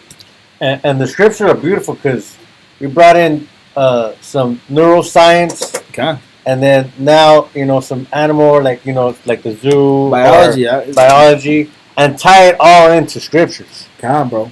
The Most High's ways are manifold. It's a beautiful thing to watch. The science proves the system of the Most High. Science is not entirely separate from the Most High. All science is they prove that the system of the Most High works. That's all it is. The system that the ants got, it shows that this can be done. This level of discipline, this level of order can be done. That's what that shows. It's possible. Read on. And gathereth her food in harvest. How long wilt thou sleep, O sluggard? When wilt thou arise out of thy sleep? And that's the point. How long are we going to stay spiritually asleep? In a state of sloth. That state of sloth or sleep is our unwillingness to change at a fast pace. Our unwillingness to change at all. Our unwillingness to see that we have things we have to change. That's why we're asleep. That's why we're unawares. Yeah. Because the surfeiting, the cares of life, and the drunkenness in the spirit is what keeps you unaware from the issues you have to solve today. Don't put it off tomorrow. Don't put it off next year. Don't make it next year's New Year's resolution. Do it as fast as possible. Do it when the desire hits you. Don't let the desire of a good day overpass you.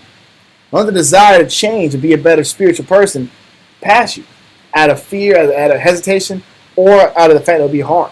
Even in a secular sense, say carpe diem, you seize the day. Come on, seize the day. That's the point. Seize the day, seize the opportunity to change. Let that go. Give me Job 20, verse 20.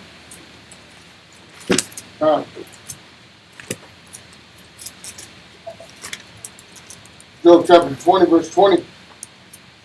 You ready for it? Yes, sir. God. Surely he shall not feel quietness in his belly.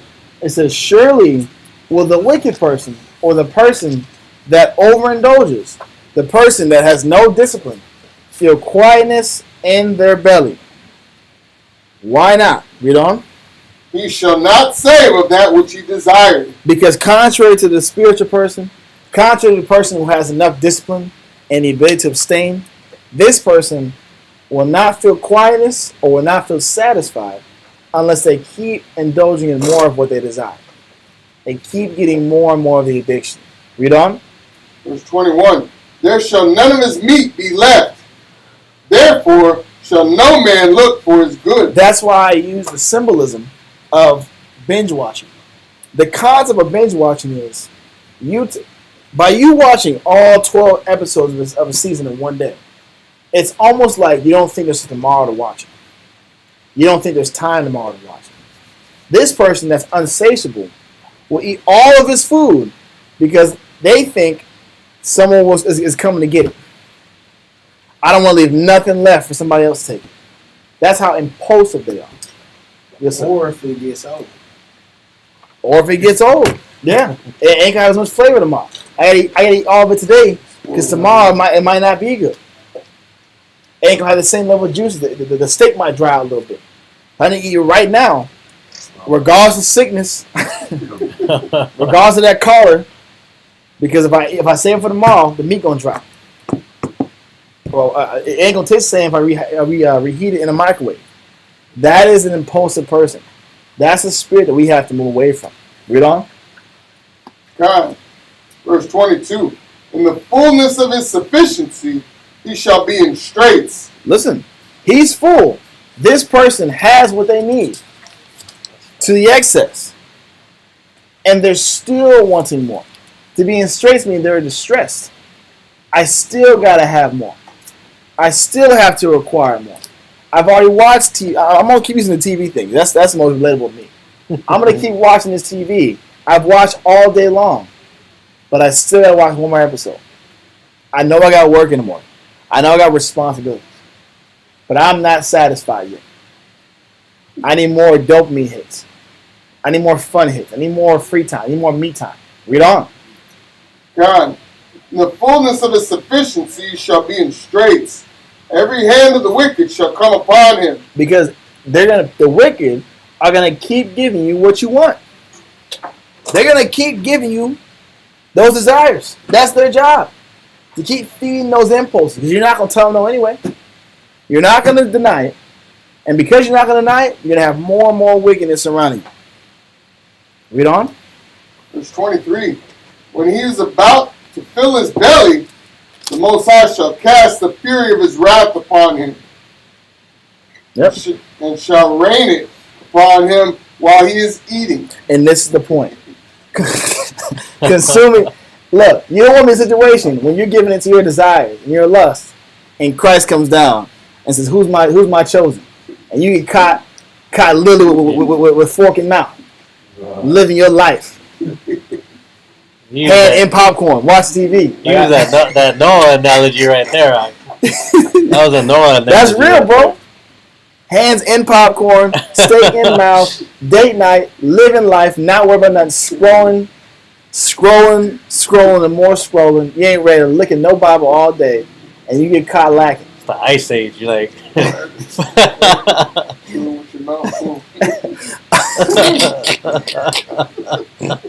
Like, do I spit it out now, or do I just, can I finish it at least? Like, I'm already here. That's what happened to the children of Israel during the time of Moses when they was eating that quail, and the quail blew up in their mouth.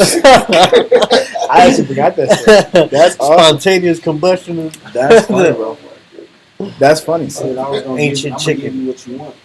Yeah, they got cigarette. Blew up and they died. Bro, like I said, bro, this is the end result of a person who can't abstain and have any discipline to the passions. That's the end result. Let that go. Give me Proverbs 13 and verse 25. That's fine.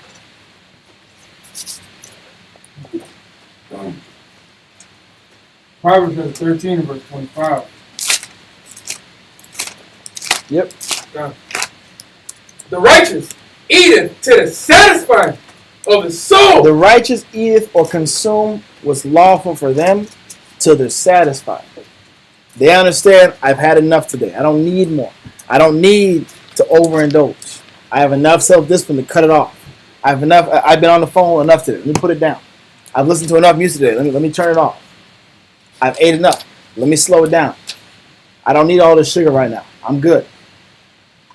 The righteous understand there's a limit to how much they can enjoy the things in this life. Read on. But the belly of the wicked shall want. The belly of the wicked is always going to want more. They're never going to be satisfied. It's never going to be enough free time. There's never going to be enough food. There's never going to be enough fun. There's always more, so I want more. That's a mentality that we have to abstain from if we want to grow. Let that go. Give me 1 Corinthians 6 and verse 12 through 13. 1 Corinthians chapter 6 and verse 12 reads, all things are lawful unto me, but all things are not expedient. Although it might be lawful, it's not expedient to your spiritual development. If it's not expedient to your spiritual development, don't give your mind over to it. Don't get caught surfeiting over it. Don't overindulge into it. Learn to abstain from it. Read on. All things are lawful for me, but I will not be brought under the power of any. What Paul understands is anything that takes my mind away from the Most High becomes an idol. It becomes something that I serve now, that I'm under subjection to. Whatever you can't let go, whatever takes your mind away from the Most High on a consistent basis that you can't put down, or you find it hard to put down, that lets you know you're a servant to that thing, whatever it might be. Paul says, I'm not going to get too attached to anything because I don't want to have any power over me. I don't want to have any poor sway on my spiritual decisions, my spiritual path every day. Let that go. Let's prove that. Give me Romans 6 and verse 12 through 16. Romans 6 and verse 12 through 16. Romans 6, verse 12.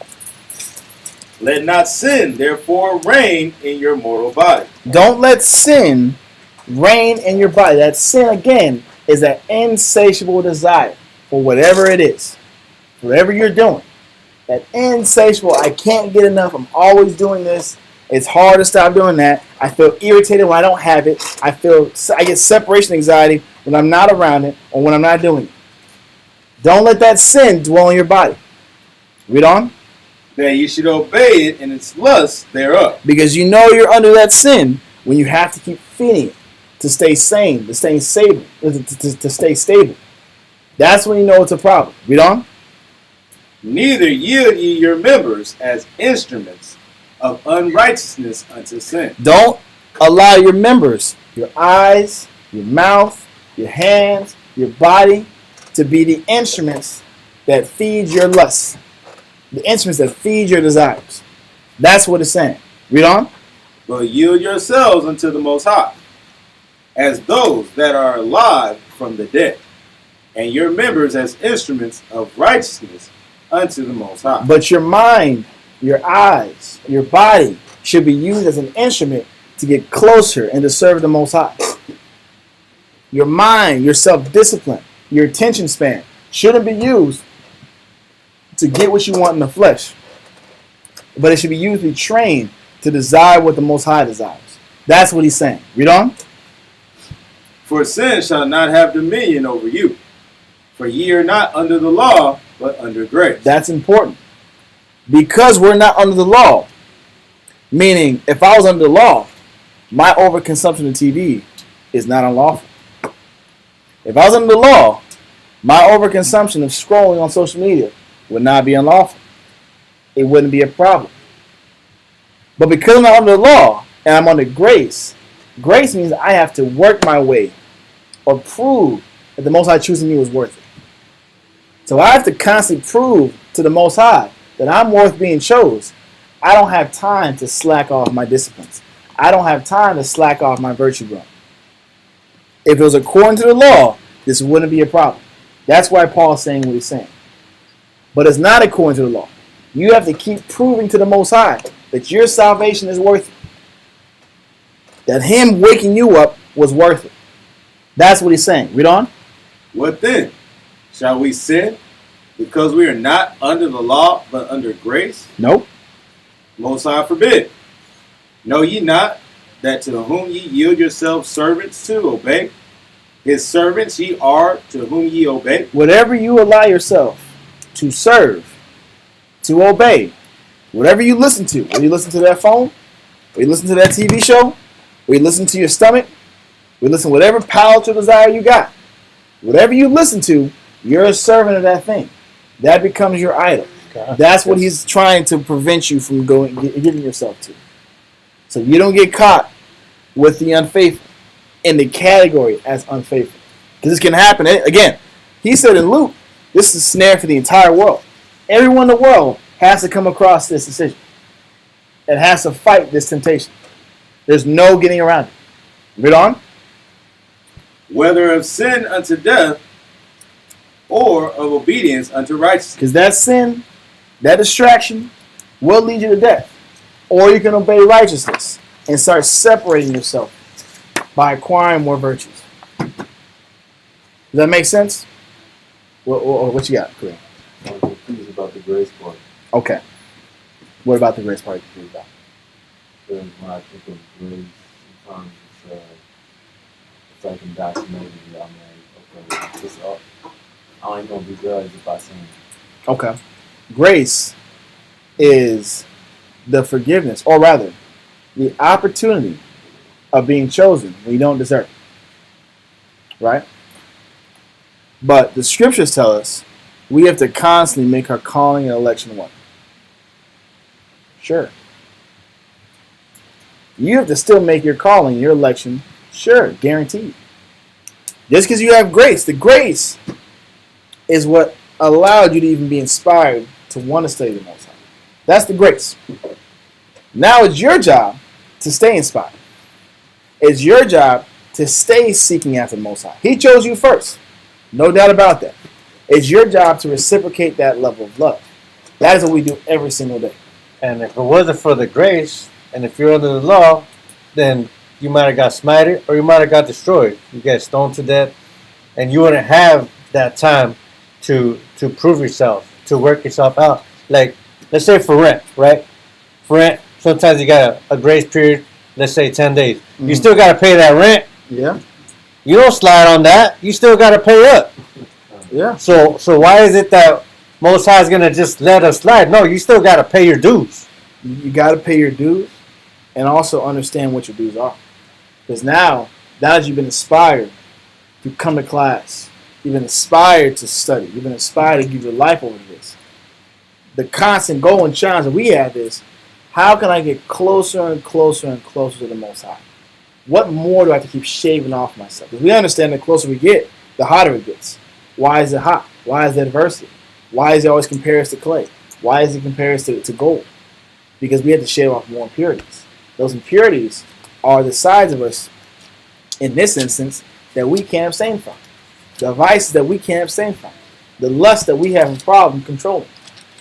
So although we are in grace, we have to keep proving that the choice of the election was sure. That's when you read in like 2 Peter 2:20 through 21. It says, if you go back to the elements of the world, there was no point in even awakening you or choosing you. That's how the Most High thinks.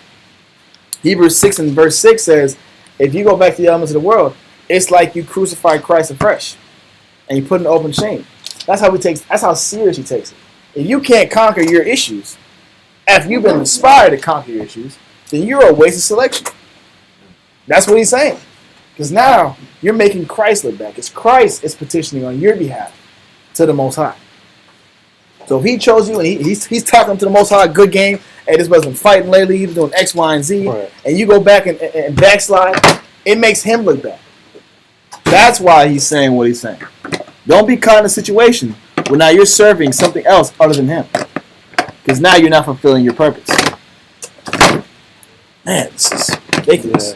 Yeah. Give me that, finish that in verse, where we at? Oh yeah, we're done with 16. You're good with that. Give me Ecclesiastes 23 and verse 5 through 6. Ecclesiastes chapter 23, verse 5, huh? Uh-huh.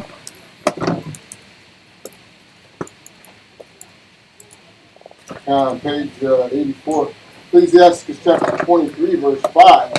Turn away from me vain hopes and concupiscence. Yep, concupiscence is unlawful desires, unlawful sexual desires.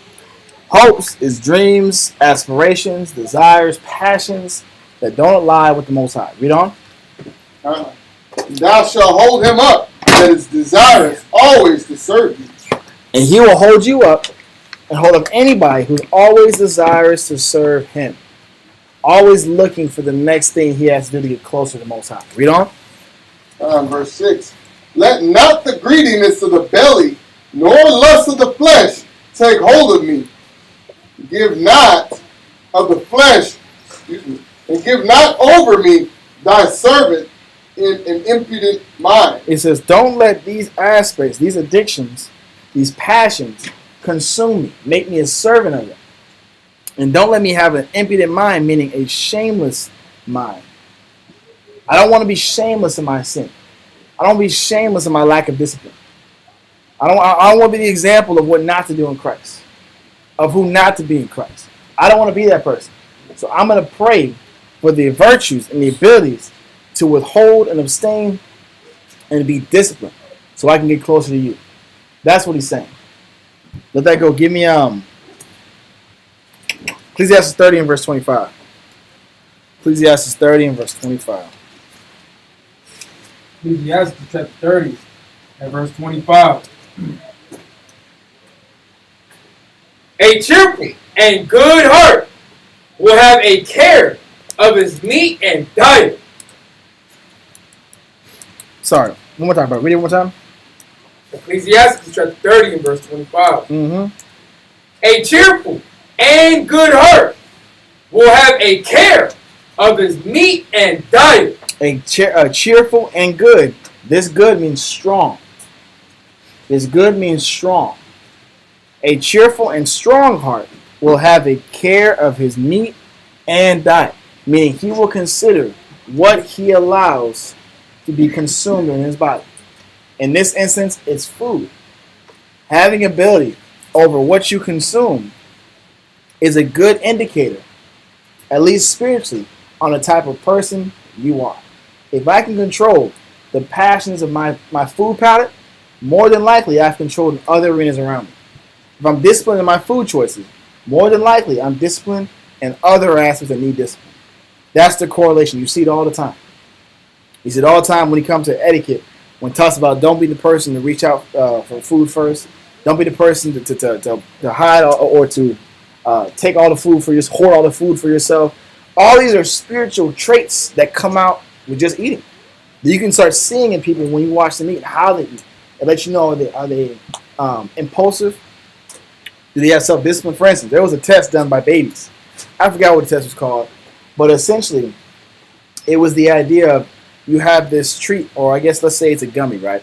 And you tell the baby, if you don't eat the gummy, when I come back, I'll give you 2 gummies.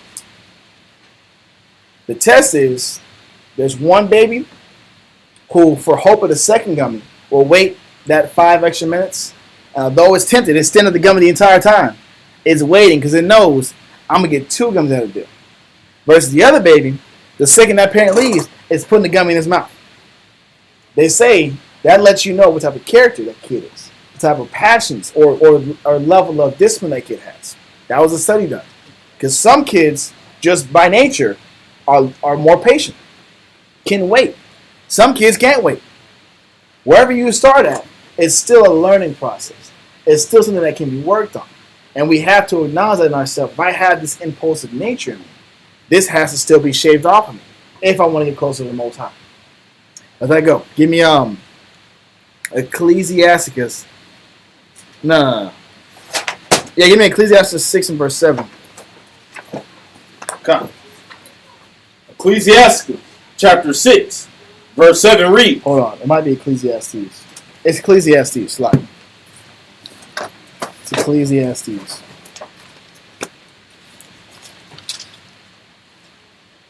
Come. Ecclesiastes in the Bible, chapter 6, in verse 7 reads, all the labor of man is for his mouth, and yet the appetite is not filled. The carnal man works just to get more and more of his goods, more and more of his passions, more and more of his desires. Jump to verse 9. Verse 9. Better is the sight of the eyes than the wandering of the desire. Better is it to be acceptable or to be okay, sufficient with the Most High has given you than the dreamer, the person who wants more, who's not satisfied, who isn't satiated with what the Most High has provided. That's what he's saying. That's the analogy he's bringing up. Read on. This is also vanity and vexation of spirit. Solomon's saying the mindset of not accepting the portion or the disciplines or the surroundings that the Most High has given you is vanity and vexation. It's vanity because it's not profitable to be a dreamer. It's not profitable to always be wanting more and more and more and never being satisfied with what you got. And it's vexation because it's not profitable. Now it's going to cause mental anxiety or depression because you're not going to be attaining what you think you should be attaining. You're not going to have what you think you should have. You're not going to be acquiring what you think you should acquire. That's why I said it's vanity and vexation of spirit. Because a lot of people get caught in this race of wanting more and wanting more and wanting more and realizing they can't get it. This is where depression kicks in. Mm-hmm. Not getting what you thought or not being where you thought you should be. That's the idea of the person who has dreams, aspirations, lusts that are outset or outside the boundary the Most High had him be. That causes them vexation. That is what we call envy. Because more than likely they're comparing and contrasting themselves with somebody else. That's another story. Let that go. Give me Ephesians 6 and verse 15. Ephesians 6 and verse 15. Ephesians chapter 6 and verse 15. 1 second. Let me get there.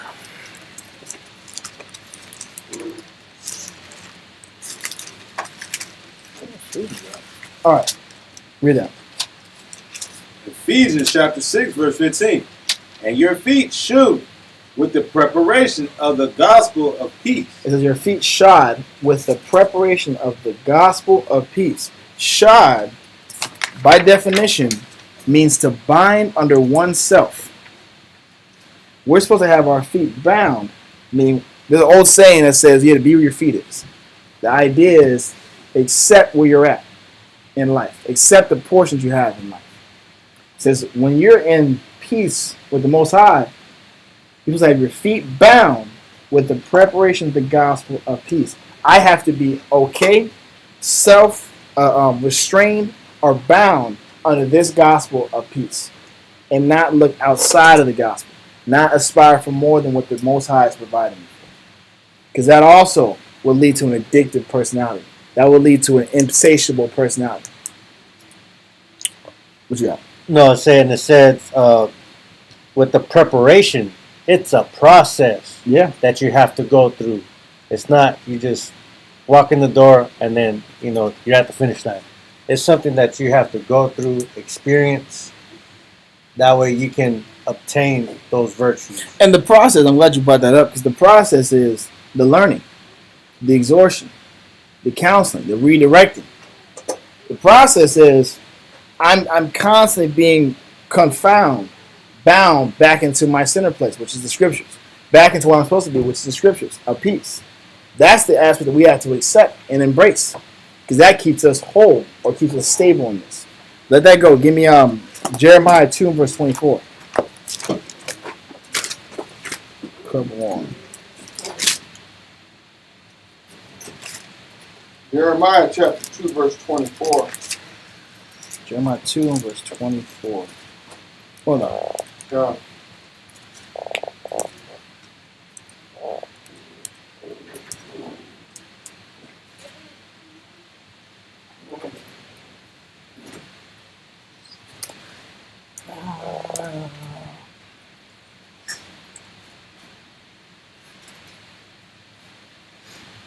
Okay, yeah, we'll read that. That's fine. 22 and verse 24. Jeremiah chapter 2 verse 24. A wild ass. Read verse 23. God, verse 23. How canst thou say, I am not polluted? I have not gone after Baal. This is very important. How can you tell yourself that I'm not addicted? That I'm not chasing after or serving other idols? That I'm not sitting here bound by the oppression, or I'm over oppressing myself with my lust. That's what Balaam represents, your lust. Read on. See thy way in the valley. Know what thou hast done. Thou art a swift dromedary traversing her ways. He says, we are constantly backsliding. When he says, see your way in the valley, see what you do every day. See the results of your labor every day. What you do every day will show you where your servitude's at, where your discipline at, or your lack thereof. He's going to give an analogy. Read on. Verse 24. A wild ass used to the wilderness that snuffeth up the wind at her pleasure. In her occasion, who can turn her away? All they that seek her will not weary themselves. In her month they shall find her. A wild ass used to the wilderness that snuffeth up the wind at her pleasure. In her occasion, who can turn her away? A person that's used to being carefree and doing what they want, how can you restrain that person? If you're not practicing being shy, being bound, being self-disciplined, how can you be self-disciplined when you need to be self-disciplined? How can you be restrained when you've never had to practice restraint? I was going to say because it takes the practice. But if you never go through it, like you were saying earlier, you never go through the process. If you never get the practice, you're definitely not going to be ready. If you've never been domesticated, if you're not a domesticated animal, how can the Most High treat you as a domesticated animal? He can't work with you. The domesticated animal going to follow. It might be stubborn, but they'll follow. This is a wild ass. This is an undomesticated animal. It's a trained mind to be free, a free spirit. This is what he's saying. Look at your ways. How can you say that you're not a servant of Balaam when you're this wild ass that's never had to be shot, that's never had to be bound, that's never had to abstain from anything, that's never withheld anything from its mouth? Read verse 25. God, verse 25. Oh, no. Finish. Verse 24? Yeah. God, all they that seek her will not weary themselves. Then the people aren't going to look for this person or look for this animal because you're not going to find it. You ain't going to bind it up anyway. You're not going to bind it up because it's doing her. It's doing what wild ass things does. That's what it's saying. Read on. In her month they shall find her. Read on. Verse 25. Withhold thy foot from being unshod. It says, withhold your foot from being unshod. Remember, we just came from the other scripture that says you have to shod your feet, walking in the gospel of peace, with the preparation of the gospel of peace. That preparation, the studying, the counseling, the working towards being disciplined. The shod means to be bound under oneself. The shod means to have self-discipline. It says 25, don't or withhold that foot from being unshod. Keep yourself back from being undisciplined. Keep yourself back from being hyper-indulgent or indulging too much or surfeiting too much. Impulsive. You don't want to be this person. Read on. And thy throat from thirst. And thy throat from thirst, meaning you're always looking for the next fix. The Most High is going to give you what you need. He'll give you what is for you at your time, when you can handle it. Read on. But thou saidest, there is no hope. But in our head, this idea of not getting what we want when we want it is chaos. It's scary. It's terrifying. This is on a national scale. On a national scale, if we don't have what we want, we start panicking. When people don't get what they want when they want it, they panic. When there was a slight scare of resources in Walmart was cleared of all TP and all water. The power grid went down for like 4 days, and there was no TP nowhere, no toilet paper, no water. First off, why you have 32 bottles of water? There's 20 cases of 32 bottles of water in your basket. You got your whole family carrying all the water out the store, bro. Crazy. That don't even make any sense. You're preparing for like the end time right now, off a little power grid shut down. But I'll tell you what, our people were doing the same thing. We were using all of our resources to get them little TPs and little water bottles we could. Panic, uncertainty makes people lose discipline. If you're not practicing discipline now, panic and uncertainty will have you acting like them. That's the point.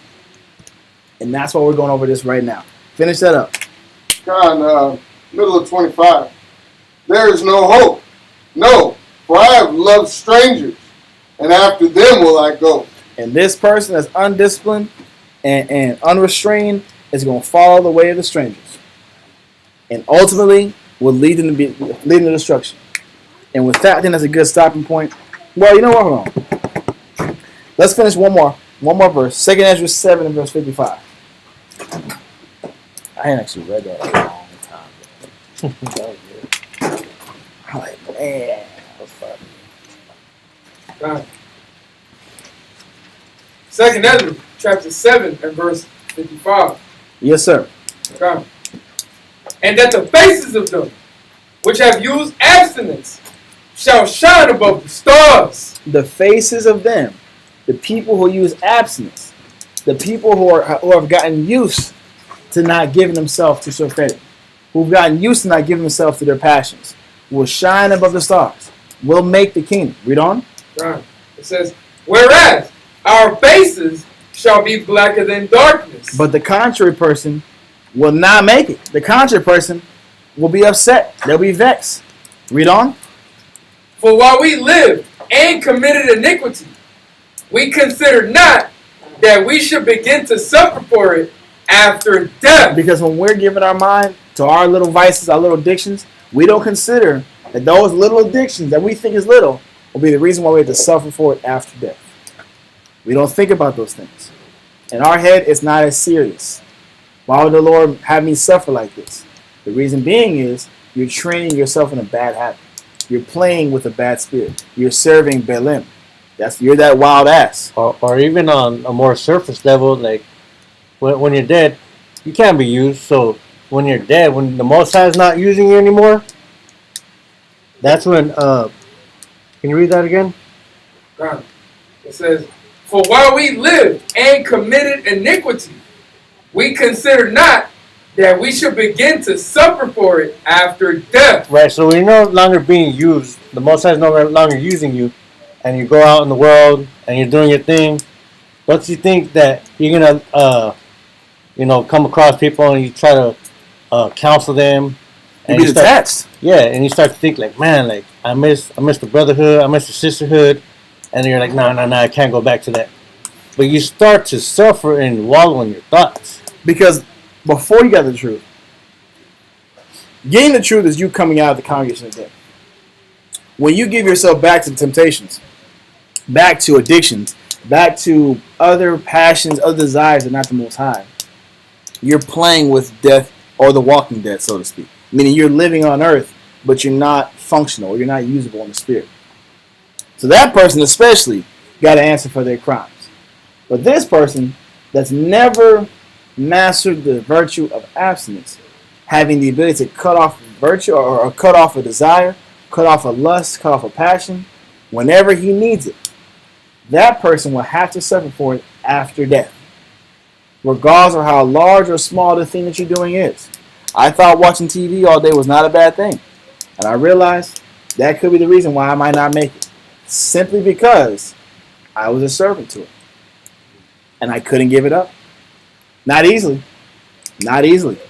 It took a lot of discipline. And it took me having to literally learn a new skill just to not go back to it. That's how addicted I was to this demon.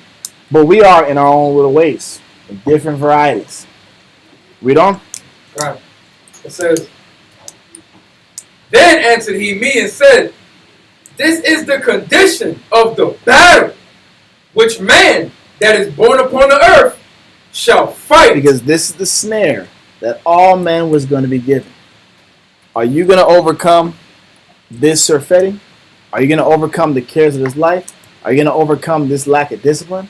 If you do, you'll win the battle. But you're not escaping this. You're not escaping this. Read on.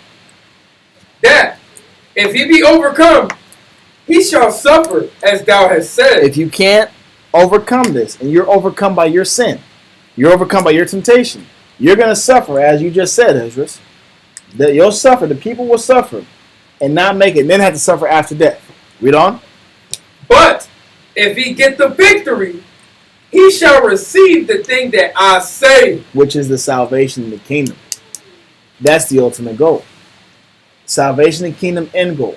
Peace and prosperity while you're living. That is the goal. Mental clarity while you're living. That is the goal. physical health while you're living. That is the goal. That's what was promised to you. But you have to take the proper steps to start achieving those goals. Read on. Verse 59. For this is the life whereof Moses spake unto the people while he lived, saying, choose thee life, that thou mayest live. Choose thee life, that thou mayest live. This was the agreement, or the option, the choice that we were given in the beginning. Choose either life, and you'll live. Read. Right. Oh, no. That's it. Choose life or choose death. The death is the overindulgence, the surfeiting, and the cares of life. To choose life is to choose to abstain and to choose to shave off more and more of the things that are withholding you from being closer to Christ. And with that, that's the end of the class. Any questions, comments, or concerns? What you got? Real fast. Go back to the verse. Just real fast. Okay. Which verse was it again? I think it was Mark 8:34. We're in Mark 8 and 34. Mark 8 and verse 34. Read that. I think. I'm not mistaken, that's where we were at.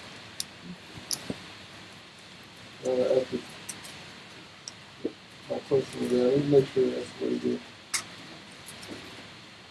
Oh, that experiment with the child was called the marshmallow experiment. That's what it was. The water nugget, huh? No, it's not. It wasn't that. I knew it was something, bro. I knew it was a candy or something. It was the one that said, it might have been Luke 21. All right. Well, while he finishes with that, shalom, Israel. The water will see y'all later. Shalom. Shalom.